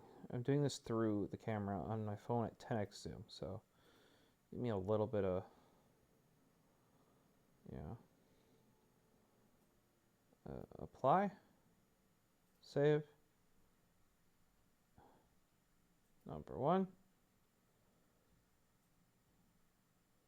Okay, so theoretically, if we now do reset, right? Reset. Click number 1. It goes back to our settings. Hit apply. It's running. Now, we're not done here. What we did do is we did give it 12% more power, and we gave it a higher temp limit, and we focused on the temperature. It's not ever going to hit 90°C. This EVGA card has a great cooler. It sits dead silent most of the time. Now, that is a downside. I think up to 60°C it's passive. So it will, with a little boost like this, it's going to run louder. And I'll have to decide myself. We're just kind of using this as an example for you guys. I'm going to have to decide for myself if that's... Because ideally, I would like it not to make noise when watching movies. I could care less when gaming. But at least when watching movies, it should shut the hell up.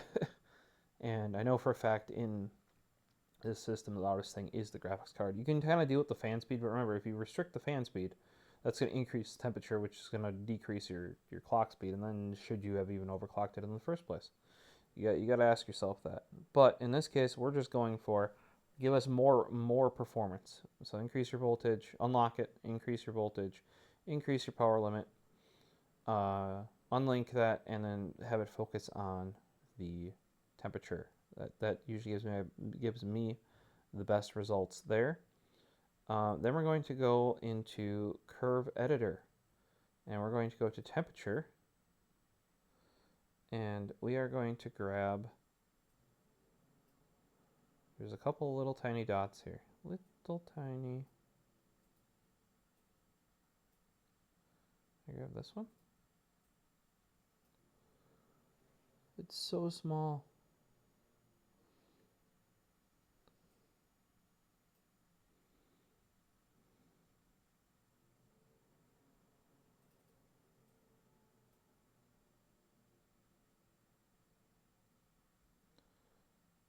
See, we're going to be at,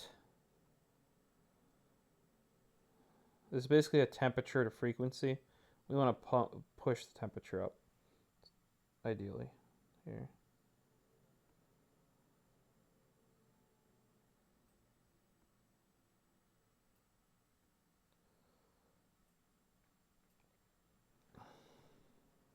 See if I can get this to scale. So I did fix the scaling. Sometimes you have to do this. This is even a thing on Windows 10. It's even better on Windows 11 though.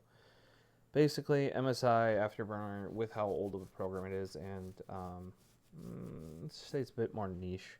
I'm guessing they have not updated the how it talks to Windows on like how scaling should happen, like how it should be made bigger. There's newer ones that like automatically understand it, and like Adobe makes sure it scales the UI but not the content you're working on, etc. Let's just say that doesn't happen for MSI Afterburn. I was working on something else earlier too that I'm like, why is it so big? It shouldn't do that. And it was like a tiny little file, but then it was Valley and Heaven. They don't even know what scaling is. So because the TV's at like 300%, even a 720p or sorry 1080p window is way off the screen. All I did is I popped this up here, went to MSI Afterburner, did open file location. You could do it from the all apps menu as well. Do open file location. It's going to bring you up here. You right click on it, go to properties. The setting that you want, let me zoom on in here, is going to be under compatibility. And at the bottom, you want change high DPI setting. We're going to say override high DPI setting, and we're going to use system enhanced. You got to play around with which one you need. Application is what they start out with it on. That is technically the most compatible. However, system enhanced is the best quality. This is the one that it should be trying to use by default if it knows it needs to scale it. Like that's using the new fancy stuff, using like GPU acceleration in Windows 10 and 11. So that's what I set it to. Basically, try here, work it up. Try here, because basically this is using the GPU and Windows, like the system is going to do the scaling. This is system, but like not GPU. and then application is going to be just basically having the application just make itself bigger, like render itself bigger. Application system enhanced did end up working, and how I know that is if we go here, we pop open. Hey, look, it's all big now. It's actually like too big for 5x. So yeah, all we had to do was give MS Aspirin a little nudge, just a little poke, and be like, hey, use the right scaling algorithm, you bit. So we're gonna go to curve editor, temperature. Let's see if I can play around with these now that they're actually like, hey, look, now that, here, watch. I'll put you at 5x now. Now that they're reasonably sized in my cursor, which is bigger, this is a size 3 cursor. Look at this, I can actually like click on it. And see there are actually multiple there. And there's a reason why it's important is because we want this to climb all the way to the top. There's actually 3 dots there. Basically what we're doing is we're telling it on a frequency to megahertz graph that at 90C it could be at 3500 megahertz if it could do it. Don't let the temperature be capping you. Let that puppy run at 90C. NVIDIA says 90C is fine. I mean, they run it at like, what is it, 82 to 86 stock, depending on the GPU anyway. You're just giving a little bit more headroom, right? This voltage one, though, is super important, and that's what we'll be doing next. Before we do that, though, I'm going to close this and do a save and put it at number 2 and hit apply. So our first changes we made were just our sliders, right, and our clickies here. Second one we made was in the curve editor under temperature. This was in a different place on EVGA's Precision X if you're more used to that. Now the third one that we're going to do is actually going to be curve editor, go over to voltage, and we're going to do the OC scanner. I'm not going to be doing that right now because it is 4:56 in the AM. I need to pack up my amazing iPod Classic that came broken because I'm super duper lucky, and make sure that gets sent back to them ASAP today. And my mom's going to the post office this morning, so I need to go get that packed up. And this OC scanner, as a heads up, that is going to take, I think the least amount of time I've seen it take is like 20-22 minutes.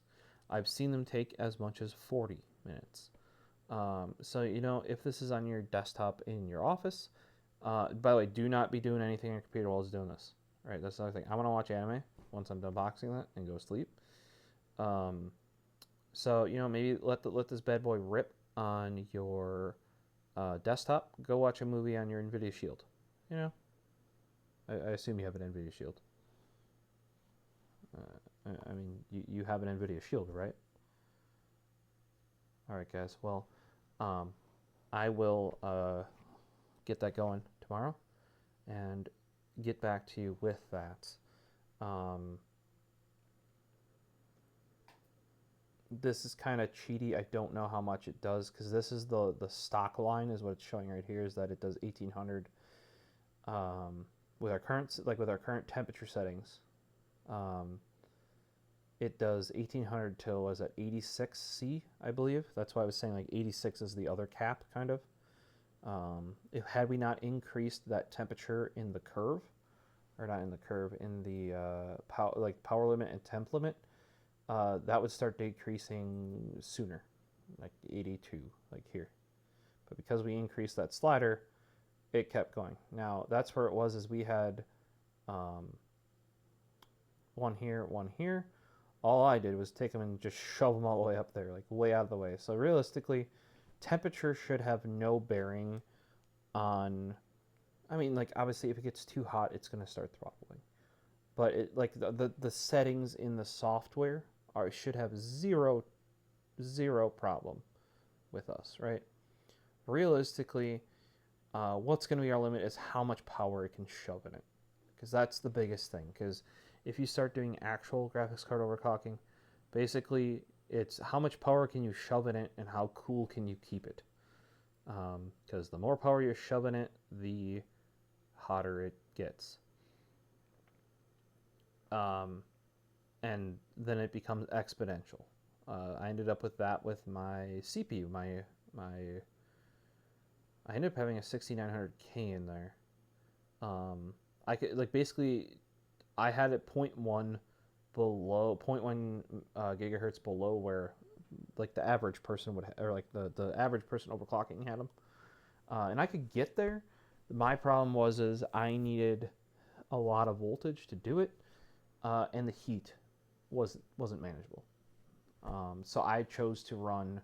I could run 1.1 gigahertz lower at a much lower voltage and have it be perfectly happy.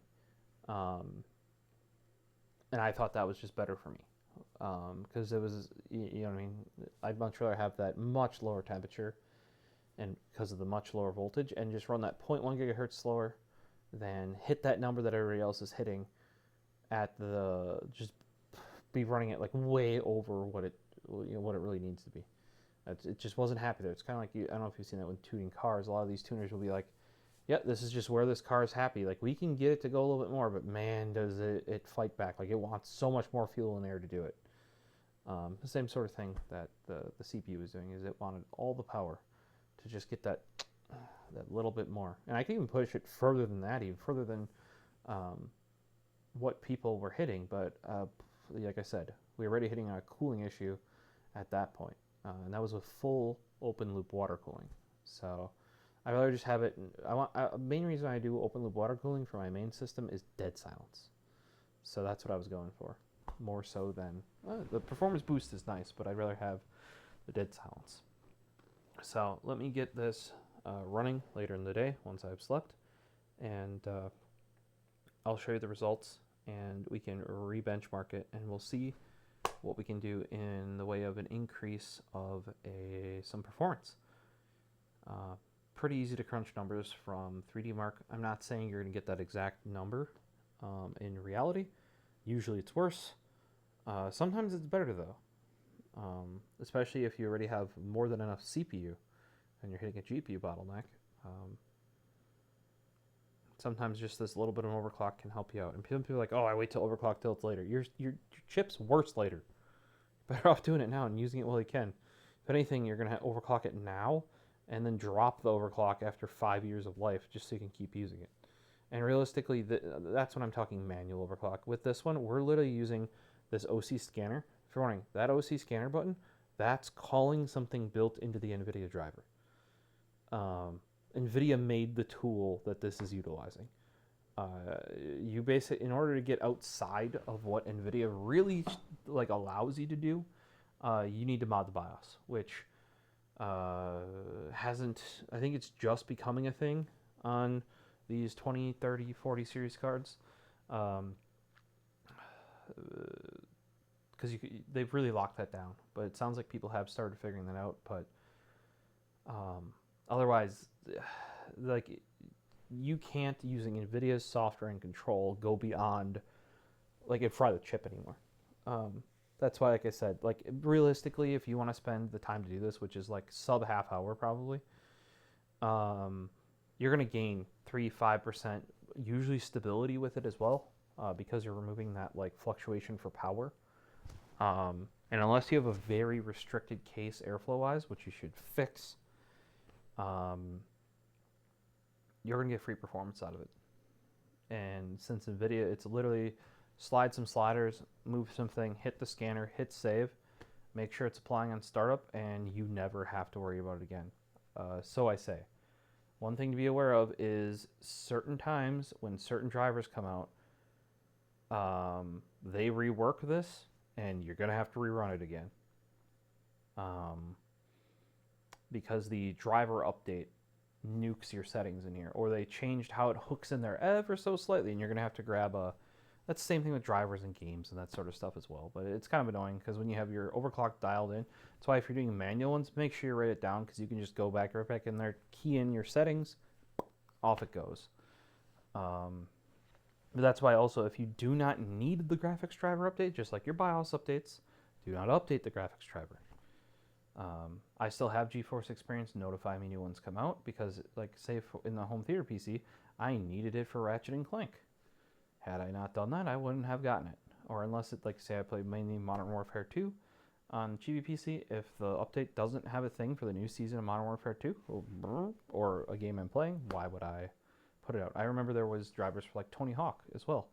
That's why generally the home theater PC is on the game ready drivers, and then for stability and better performance in applications, HTPC and all my desktops and especially the laptops are on the studio drivers, which is kind of, it's not as good as like the certified Quadro drivers, but what did they say on some of these? Like the studio drivers were getting up to 30% performance gains in like CAD and other stuff.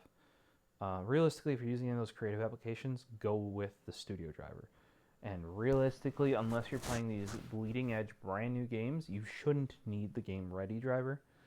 Some of those can be like not Windows certified as well, a little bit less stable, have hotfixes come out. Actually, the Ratchet and Clank one was one that had a hotfix, and it applied to my setup as well, so I had to go and get that.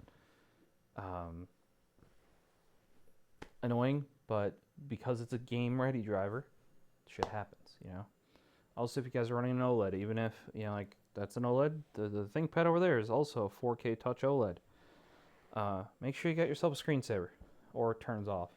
However, I don't want to have, like, how computers do displays. Turning off a computer display is different than just stopping sending an input to the receiver. It becomes very unhappy without a signal.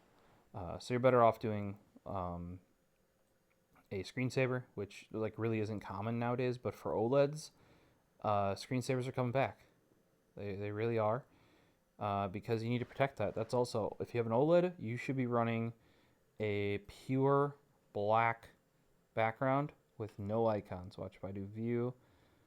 Here you go. See, show desktop icons. I have no icons except the recycling bin, but this would leave a mark after a while, right?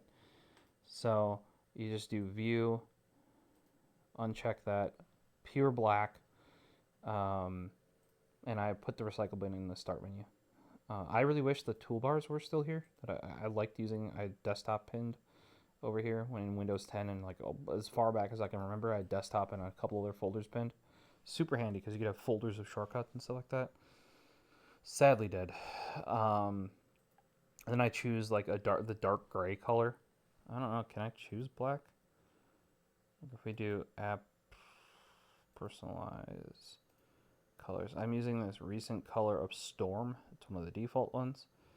Custom color, view color, corner. So what you're gonna do to get black is you go in the corner because that's white, right? And then you just make it black. This color is not supported. What about if we go just black 1, black 3, black 4, black 5, 7, 8, over here? Wait, why isn't this? Like, no color supported according to this. What? Let's try black. What's it gonna do? Done. So it goes with dark gray. Dark gray seems pretty close to Storm. I would just stick with Storm because it's the default color. That's as dark as it's gonna get, user UI wise. The other thing I did as a trick is if you go to personalization, you can set your background to a color. Let's go back to a 2x here. You can set it to a solid color. I instead went with a picture. The reason why I went with a picture, and so just a 4K black image, just made it in Paint, saved as a PNG, is because you do need an image for the lock screen.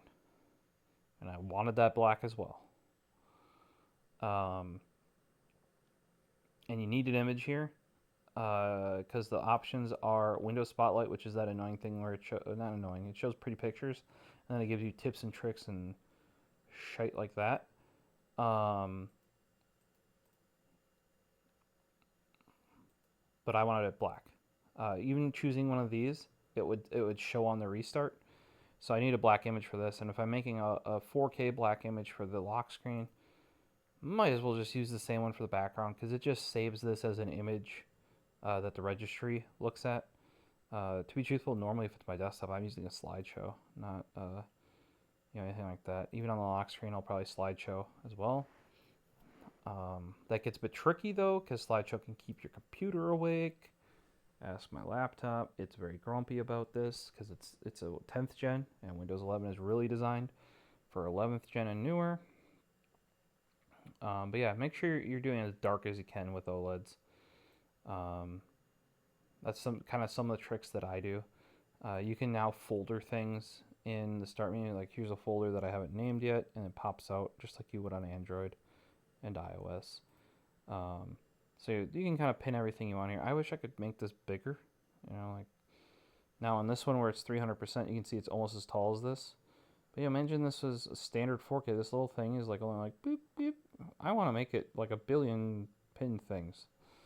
I try to keep it on all on one page, which is only, 6 by 4, 24 items.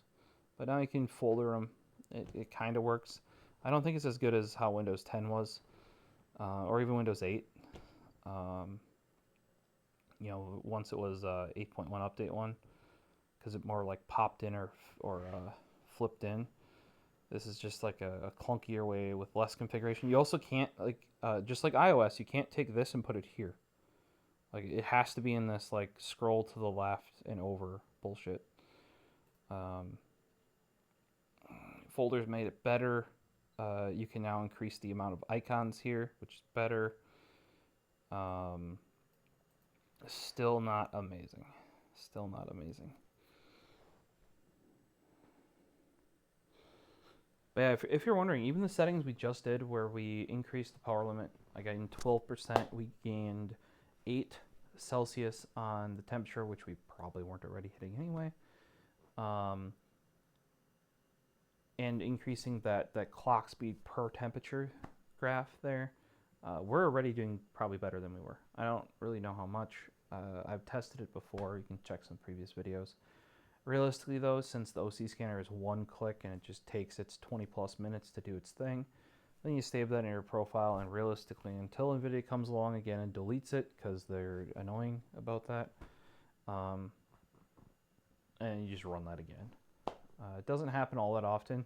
I'm just a bit irked about it because it just happened recently to me right after I had run it, because a newer version of MSI Afterburner had come out and I had rerun, or maybe I just downloaded the newer version finally and properly set it up and got it to open on startup properly every time, etc., etc. And then the new driver came out and just kicked it in the balls and reset everything. I really didn't appreciate that.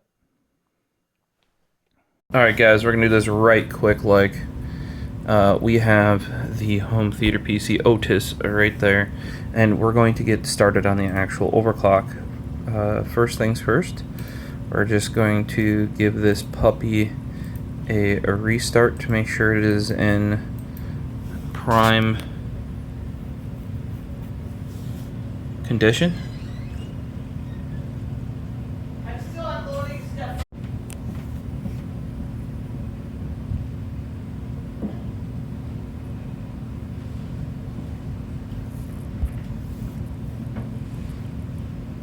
Yeah, that's how dark the dark is. It's got something to focus on. It's my nano leaf. That shouldn't be that way. I set that background as black. Sometimes it'll show the background I set, and sometimes it won't. I don't know why. But yeah, we are restarted here. We're going to open up here. And if you look, it actually has default settings right now. Not great. That's because I haven't clicked this one up here. That basically says run the current profile as when Windows starts. So we're going to click number 2, see, and then we're going to hit apply. Once we're applied, we'll double check curve editor.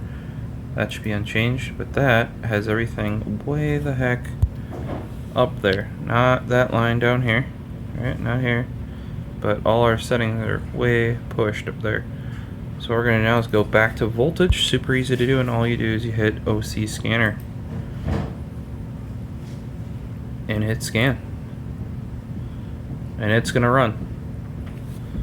And it's going to basically, all this does really is optimize that voltage, like basically the voltage to megahertz graph there. You know, more where it thinks it needs it and less where it doesn't. That optimization is because you're gonna more than likely actually use less power, or you can get the higher clocks by using more power. You're either gonna use less power at current speeds and potentially get the higher ones. So just let this rip. Like I said, usually 20 plus minutes for this to go through, and then we'll show you how to save that to a profile and get it to start with your computer, and we'll be done. Alright, so it finished up.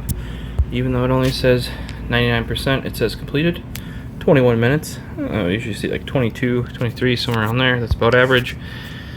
And what does it say up here? It did the thing. It uses NV API mode. Yeah, so it's literally using the NVIDIA API for doing this. Succeeded core overclock of 75 megahertz. Memory overclock is 200 megahertz. That's probably about average. I usually see about 200 to 400 on the memory. And I don't know, 50 to 100 on the core. Dominant limiter is voltage. Yep. As I said before, temperature not going to be a problem. Realistically, power limit also not going to be a problem. Voltage is our problem there. So what do we do here? We just hit this is completed and it's saved to MSI Afterburner, so we hit close. And you'll notice this line down here is the stock line, right? So we're raised up, and then that's where we are now. So we just close this, hit save, in this case number 3, and hit apply. I don't think this is... Alright, so now that we have saved that to number 3 here, and applied, if you notice, it says curve instead of saying like +0 or something like that, and that means that the curve editor in the lower left there is controlling it. That means like the auto curve it created is now controlling it. Now what you want to do is you can click on any of these. Normally I click back to stock, hit apply, then I click on number 3, hit apply. Let me hit the lock button here. That locks them, so these are not usable. One thing is to note, if you do want to, like let's make, I'll put one in number 5. So we're gonna hit save, click number 5. If you want to delete it, you just right click it and that deletes it. In this case, we want number 3 to be the one that goes on startup, right? So I clicked it, hit apply. Now we're gonna hit lock. Oh, not lock yet. 3, apply, turn on the Windows. Click this here. Windows logo will turn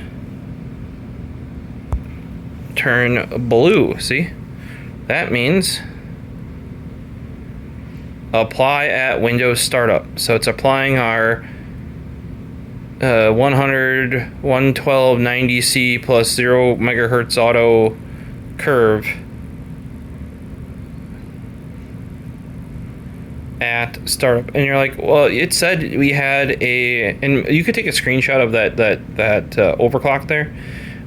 It's like, oh, it said it was doing a 50 megahertz core overclock and a 200 megahertz memory overclock. Why isn't that here? Well, that's because it's in the curve, right?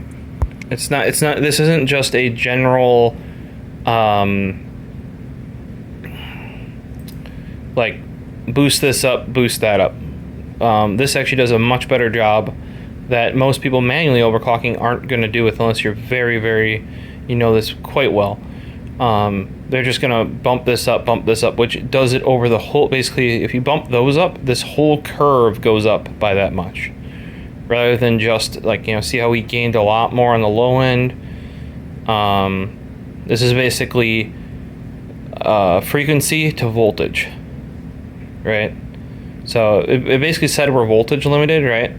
So on the upper end, we didn't gain nearly as much as we did on the lower end. because we are not even necessarily, as it said, power limited. We're specifically voltage limited. And we already have it set at 100, and without modding the BIOS, you cannot go more than 100. Sometimes certain BIOSes have different limits of what 100 is, and that's kind of been the only way to trick that until now, or doing physical mods to the graphics card that trick it into thinking it's getting less voltage than it really is.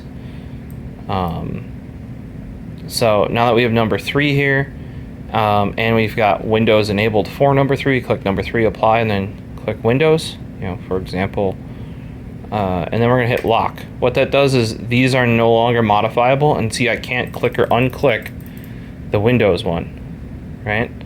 Now if we hit close, and then I relaunch, the reason why I say relaunch is that if you look over here, you remember close kills it, so no MSI Afterburner logo, right? So we gotta go and launch it.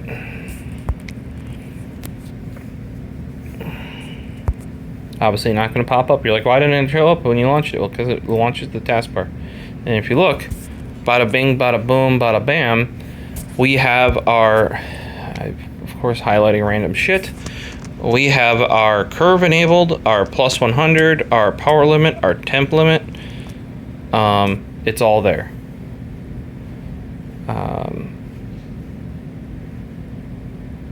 And I generally don't touch the fan unless you're really pushing and gunning for stuff. You can do that. The other thing you could do is when doing this, when making that curve, you could manually set the fans to 100%. I would revert them afterwards personally. But in this case, we weren't hitting a temp limit, so that's not our problem. Our problem is, as you saw there, our voltage. Now what we should be able to do though is just minimize this. And then if I restart Otis here,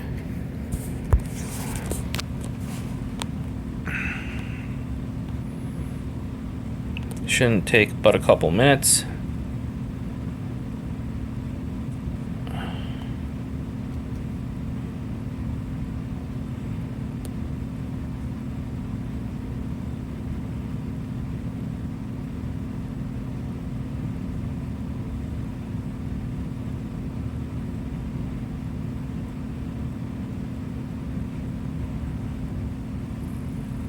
I say a couple minutes, like a minute. I don't know why it's still using that background for that login there. Gotta look into that, I guess.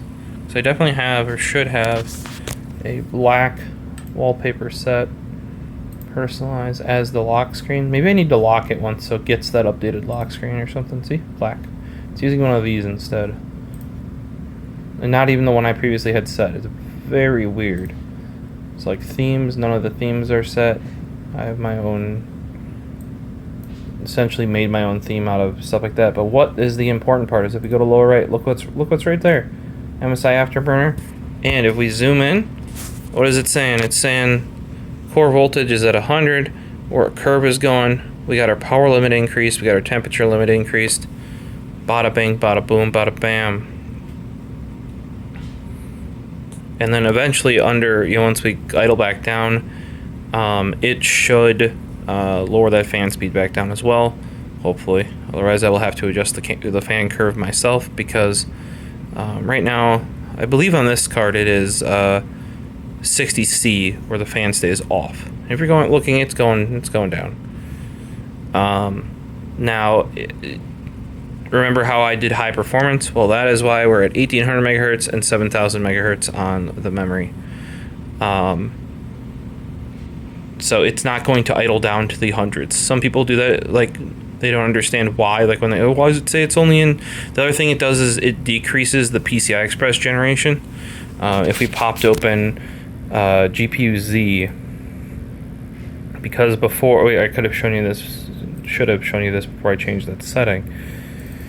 If we pop open GPU Z here, you'll get both ways out of me because I hear enough people say it was Z, but I say Z and blah blah blah. No, I'd like to use the standalone mode.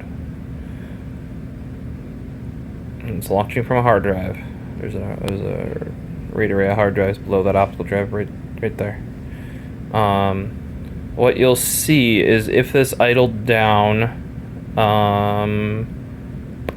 this would no longer also say to save power when it doesn't need it. What it does is it actually idles down this PCIe connection. So instead of sitting at PCIe 16 by 4.0 by 16, you'd even see it go down to like Gen 1, Gen 2 by 1 or by 4 to save power, because basically with the performance that it stated it was currently in, like say it's only running 400 megahertz or something, it doesn't need that full bandwidth of the slot, so it might as well save power. In this case, we're gunning it. We're trying to get as much as we can, that's why I did that. Now, if you do want to try and save some power, but then still do this sort of thing, what you can do is leave it in the like adaptive power mode that we originally turned off. Do not increase the core voltage slider over here. I would increase the power limit and template, because that's only the maxes you're changing, right? And then rerun the curve editor. That may be how I run this machine if the fan doesn't turn off. So it should turn off, but it's not idling down. So this is why you have multiple profiles. You know, maybe we leave this profile as is, number 3. Technically, you don't even need this as need 1, 2, and 3, because right now 1 is manually set or like sliders up. 2 is temperature curve, just maxed the frig out, you know, just slammed it up to the top. And then 3 is with the curve. You could essentially just save them as all over each other, like as in like change the thing, hit save, change the other thing, hit save, and all make it number 1. Really doesn't matter. Where this is useful is when I was doing the like manual overclocking on my 2080 Ti. I had an overclock for benchmarks, and then I had an overclock for actually day-to-day use. Because once again, I could push it way farther than I was willing to run day-to-day if I didn't care about temperatures. And like it would pass game benchmarks, but you know, you pop open Adobe and try and edit a video, it just crashes out. And that's why you might actually have multiple ones. Like you may have it auto load, say number 5, which is a slightly pulled back version of your settings, right? But then you always have 3 there for like, oh, I gotta run some benchmarks. I need to goose it. You know, I need to have all the power there. So yeah, the only thing I may try specifically, and just because it's the home theater PC, is turn off the core voltage or turn that back down to +0 and turn back on the adaptive power mode and see if we can get that fan speed to go back to 0 and passive mode, which would really be preferred. If not, you guys will either way, you guys will shortly be seeing this auto-tuned overclock, the results of that versus the originals. Like I said, very simple to do. Slide your sliders, go into the temperature, raise it up all the way, and then run the curve editor. Save that, set it to automatically run, and you are good to go.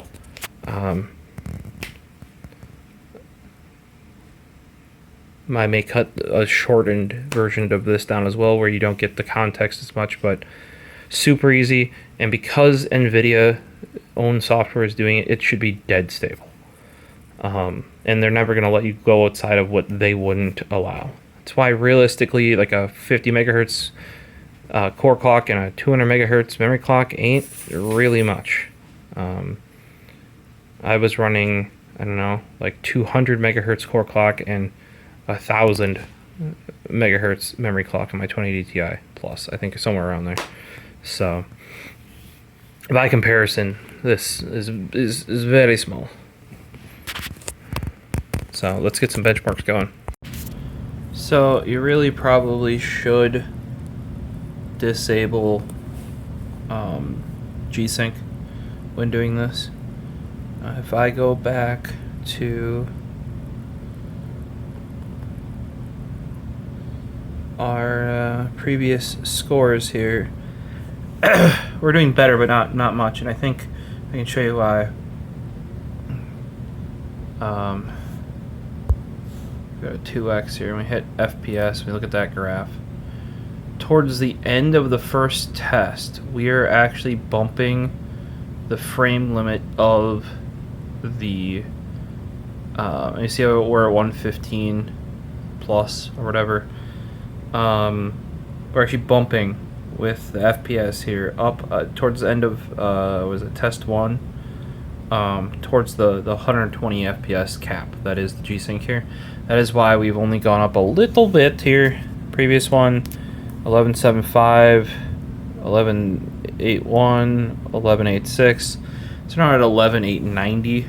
I've seen a little bit 11.900 as well.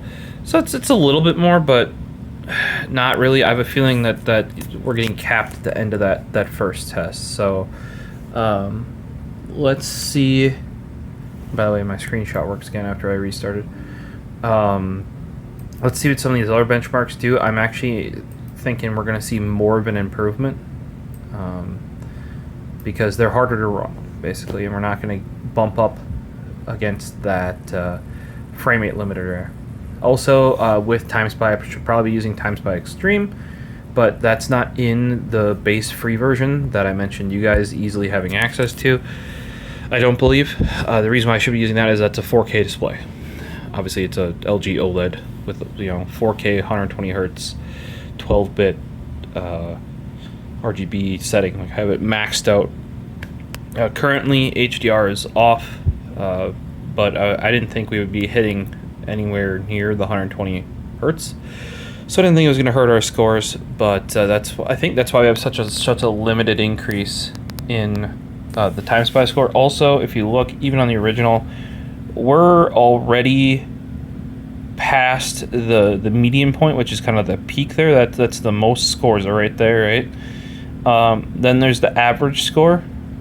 I don't know if that's the mean or the median or what that is, but then I don't know if the average is like where that is as well. But we're past that already, and that's even stock because the EVGA card is out of the box overclocked, somewhat. So we'll see. Hopefully, on some of these other ones that we have a bit more of an improvement. As we zoom on in here, I'm only at 30 FPS in Port Royale. So.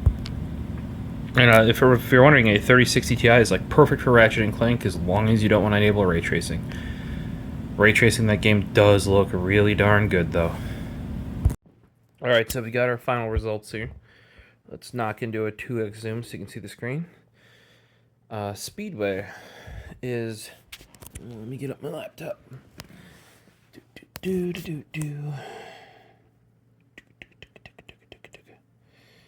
I only have this one running because, so we had 3008 before, and we have 3081 now.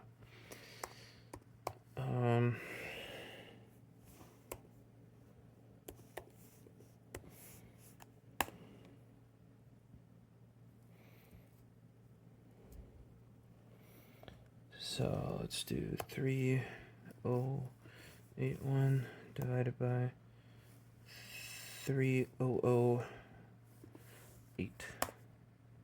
1% increase. I think that's pretty much what we're going to end up seeing on all of these. And the reason why I say that is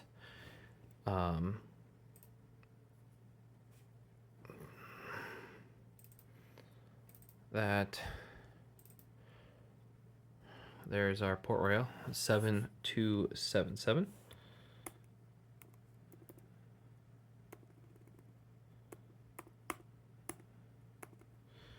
And previously we had a 7146.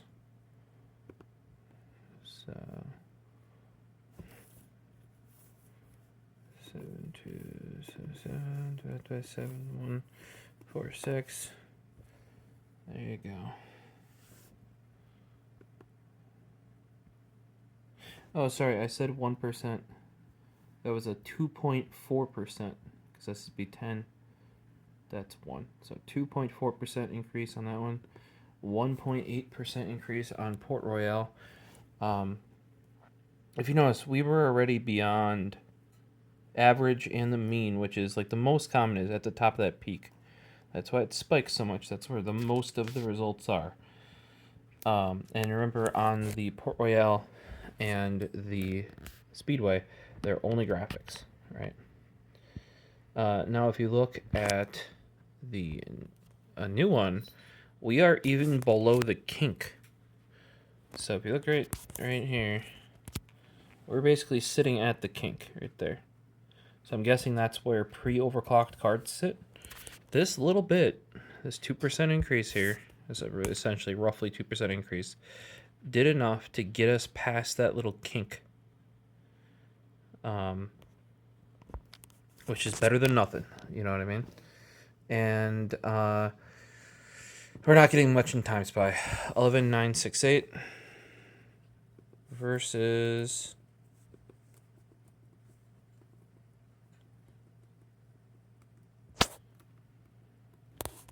11,765.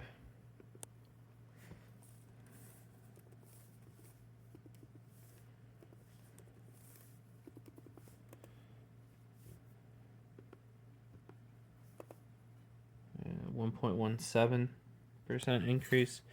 What if we just do graphics, which is 12,416 divided by 12,183. So we got about a 2%, 1.9%. If we just go off graphics. Now, like I said, I do think, can't really show you, but if you saw previously, because this is a screenshot. I think we're FPS limited here with G-Sync on towards the end of the first scene there. Oh, and I could load it, by the way. If we go load, and then we go to 3D mark, and they're all here. We can sort by date modified. Let's load up what we're looking at. Time spy. Yeah, here you go. Time spy. Pop that puppy open, and it'll give us all the same charts.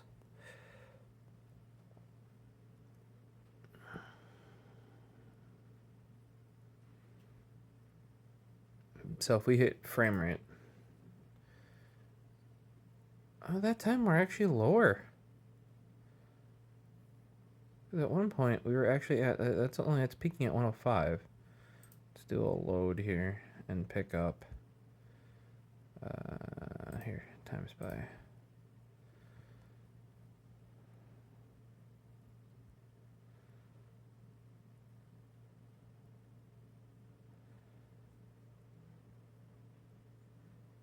FPS.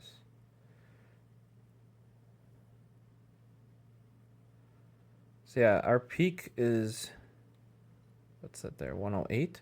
I think I saw some in the 112, maybe 115 for some of them. Either way, we're getting pretty close. If you're wondering why we're actually doing less FPS on a slightly newer benchmark, I'll show you what I ended up doing. What I really want from this specific system, Otis over there, good boy, just like his rich kitty cat, is dead silence, which it will do if we close things. If we close some non-graphical things here, it will get around to knocking this fan speed down to 0. Right? Now, why do we want to do that? Because I like having the 0 RPM mode. So what I did is I actually redid what I showed you guys. And this would be like if you guys want to preserve, like you want a little bit of an OC, like a 2% overclock like I showed here. Now, remember, this EVGA card, there's a EVGA 3060 Ti in there. And it's not their higher end one. It's just, I think, like I don't think I can use super clocked. Make the black OC or just the SC, because starting with the 1070 Ti, NVIDIA banned naming things overclocked, essentially. I went into power management mode and put it back down to normal, which means it can throttle. Which is why you're seeing right now, since we're not doing anything, we are down to 210 megahertz on the GPU, 810 megahertz on the memory, and our fan speed is 0. That is what I wanted to maintain. If you take it out of and you stick it in the high performance only mode, which is how you will get a little bit more power and juice out of it, squeeze a little bit more, like another percent out of there per se, it will not clock down at all, which means it will never go into 0 RPM mode. If you notice, the other thing I did besides that was the core voltage I did not increase at all. Didn't play with that because I didn't turn off the power saving. The other thing you will see when this occurs, so if you guys ever see some weird stuff, like as in you're like, oh, why is my graphics card only running on a by 4 lane or something? It's because it's not doing enough to require it. And what I mean by that is if we go under monitoring and we go to GPU Z and we pop that open,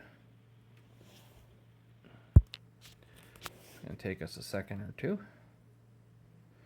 because it's launching from the hard drive array. That hard drive right there. There's 4 2 terabyte 5400 RPM laptop drives in there. I had them from HTPC because back before SSDs were cheap, if you wanted a decent amount of storage, mobile, you need to use laptop drives. And what you'll see here, if we look closer, is, what does it say? PCIe 16 4.0 by 16 by 2.0. So it's actually lowered. It hasn't changed the bus width at all. Like it hasn't squished it down, but it is running it at PCIe Gen 2 instead of PCIe Gen 4. And that is because we're throttled way down, and it's actually more power efficient to use older PCI Express gens. They use less power on these more modern systems.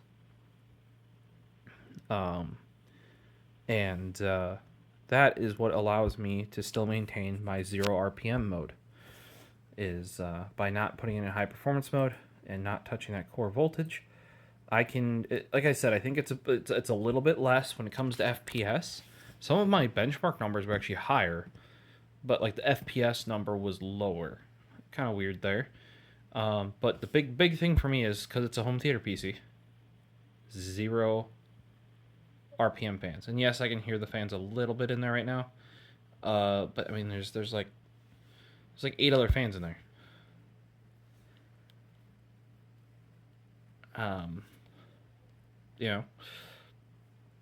There's 2 front on 140s, 200 millimeter top, 140 millimeter on the CPU, 120 millimeter on the rear as an intake in the basement for the drives.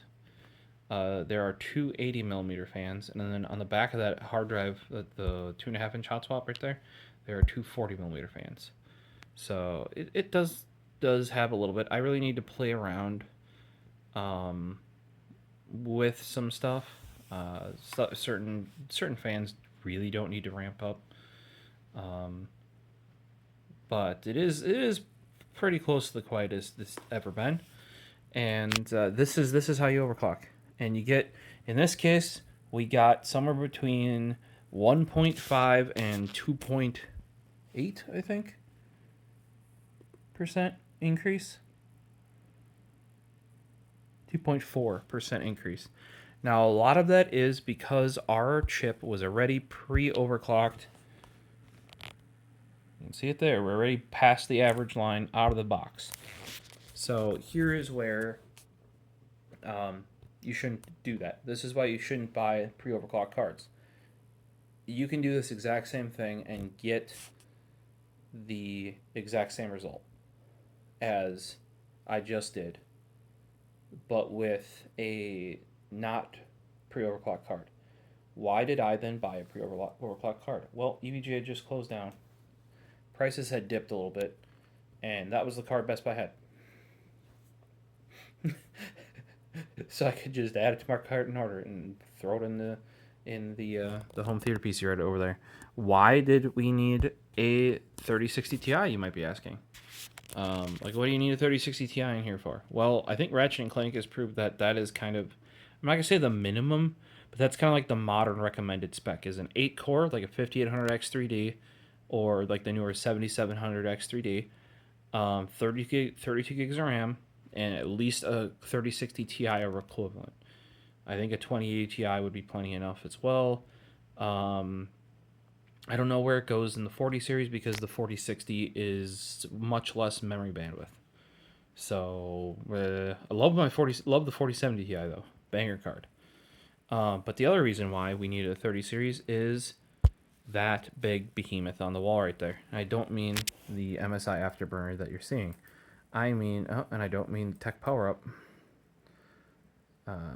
thing, GPU Z. I mean display, and we go to advanced display settings. I know it says Denon AVR, which is that receiver right there, and I might try to plug the LG B2 straight into the computer and see if that helps with.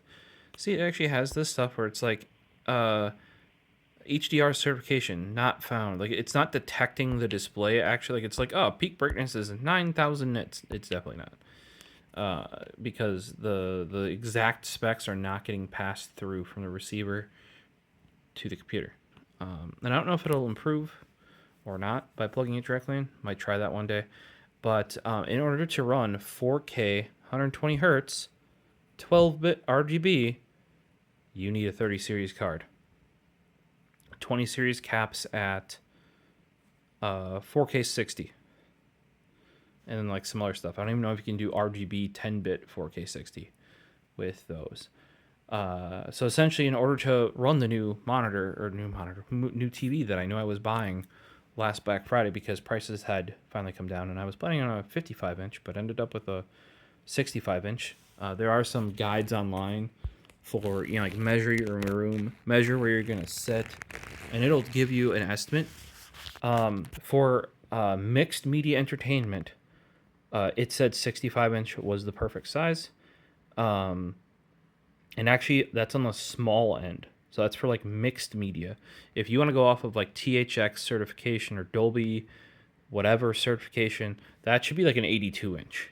I ain't got 82-inch kind of money if I want like, you know, proper 4K OLED. So I went with the 65 because I was playing 55, right? And I'm glad I went 65. That thing with the height it is, the location, I gotta move the nano leaf. That's what you're seeing reflecting right up there. And I was dumb and double stick taped it to the wall with permanent double stick tape. So drywall's probably coming off with it. Yeah, not always the smartest. That's why I needed the 30 series graphics card. And I had a 3060 I had a 3060 in HTPC at the time because I have the ITX one. Because in the older TU 200, you basically had to have an ITX card. So it's a single fan, basically, single fan card. And I have the I think it's like the Asus Griffin. Preston also has one of those in his HTPC. And I had that, and I knew for 4K it's not enough. It is not enough. And in this HTPC, I game just as much. Like for anime, probably that's plenty, realistically. I will say though, the 2060, when upscaling 1080p to 4K with the utmost of settings, you know, like the highest quality I could do there, it could just barely do it, and sometimes just barely not do it. Like if the overclock profile wasn't turned on, it could not do full quality setting using MadVR, and I didn't have the 64-bit version, the revised stuff back then. So now it might be able to, actually, because it's advanced a little bit more. But it couldn't do all of that, like an exact 1080 to 4K perfect scale with everything enabled and all the filtering and everything like that I like. Or when it could, it was just barely did it. So if there was any sort of hiccup in the system, you'd start dropping frames. And if you did like 4K playback, like we're talking 4K Blu-ray, UHD Blu-ray, which the system does have. Let's zoom on in here. Can we focus? Can we focus? Can we focus? There you go. What does that say? Ultra HD. I'm pretty sure you can read that out. If you had anything where it cropped it and had to rescale at all, the 2060 could not handle it. It was not powerful enough. If you just told it, hey, when you have a 4K source, don't touch it, it was perfectly fine.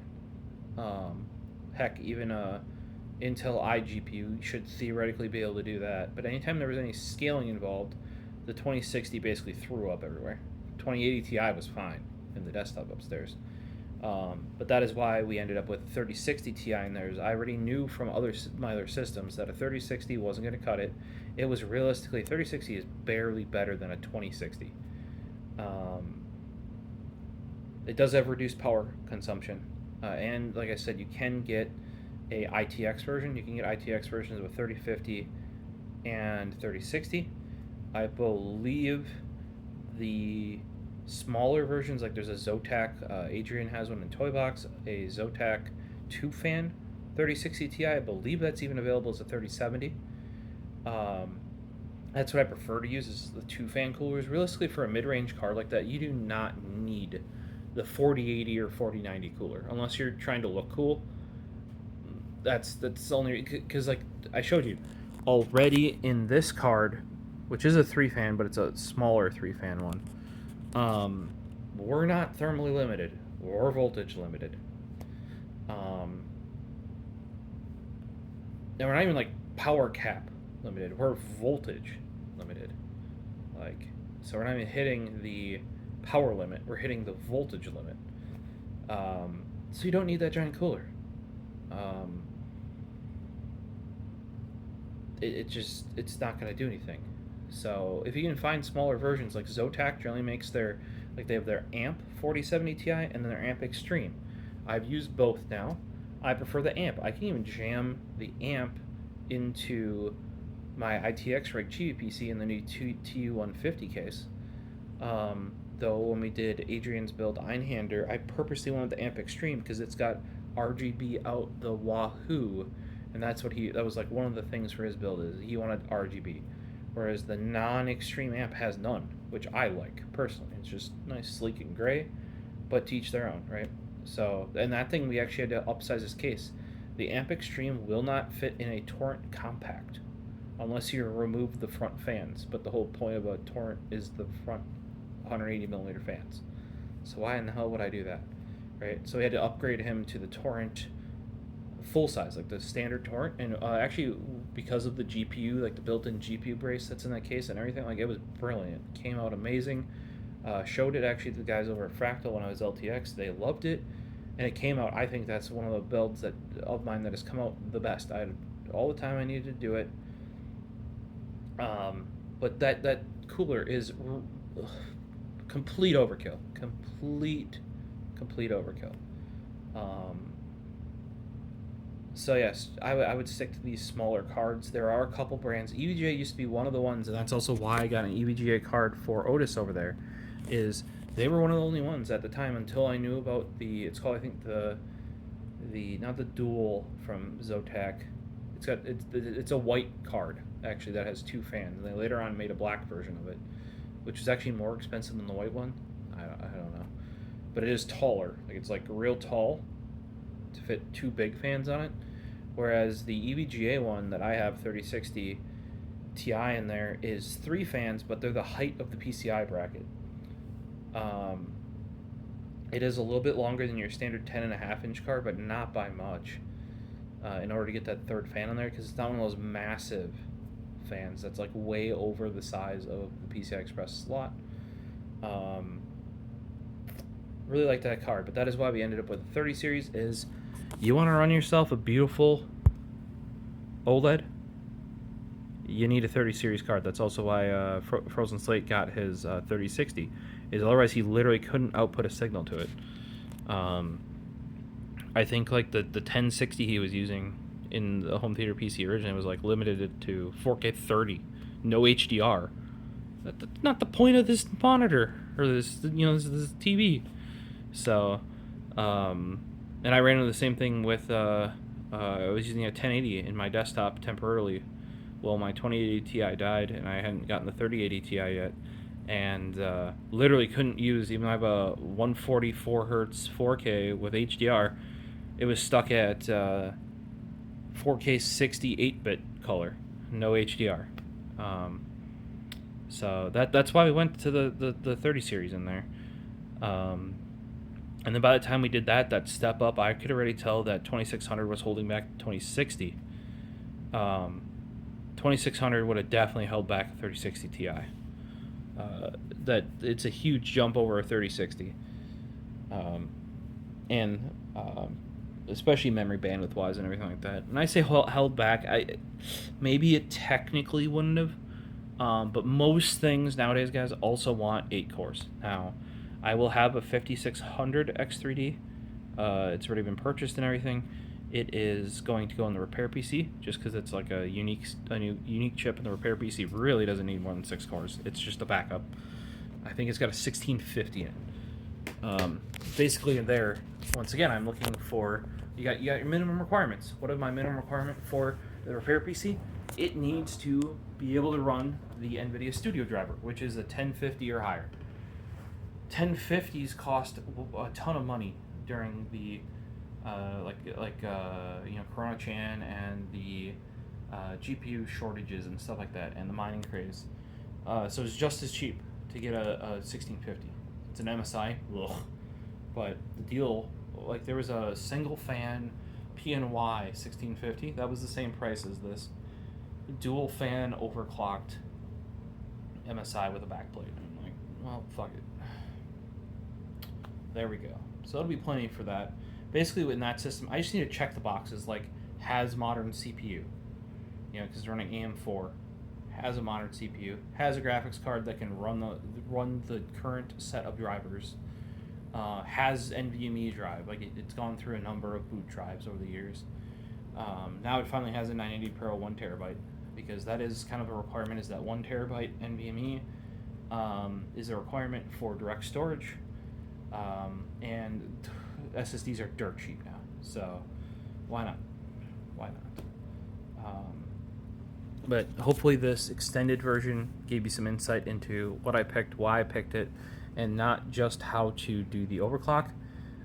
Super easy to do, and like I said, we have seen before with some higher end cards, like a hybrid 3080 on Frozen Slate system, just doing these tweaks, getting near 20% improvement.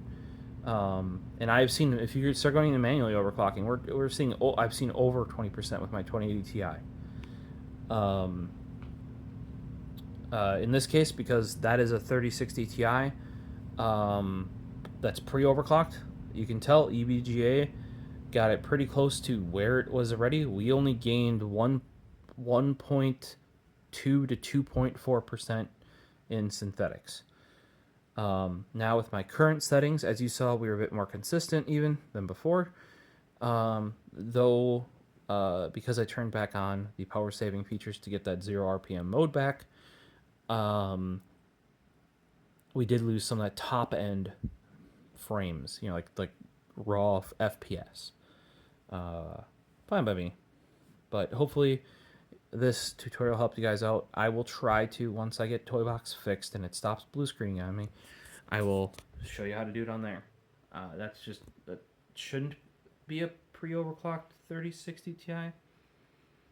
No, I don't think I bothered with that. If you're running, you want to, on the 4070s, make sure you get the OC variants from Zotac, because those then come with the 3 8-pin to 12-volt high power adapters and are capable of using those, which means they can use up to 450 watts of power, whereas standard 4070 Ti's only do 300 watts. Just actually gives you a bit more overhead. And then why that matters is those you're like, oh, I'm going to use a 12-volt high power cable anyway. Well, in the BIOS, the OC ones can be given a 450 watt limit instead of a 300 watt limit. So get the OC versions for those. There's a good reason to.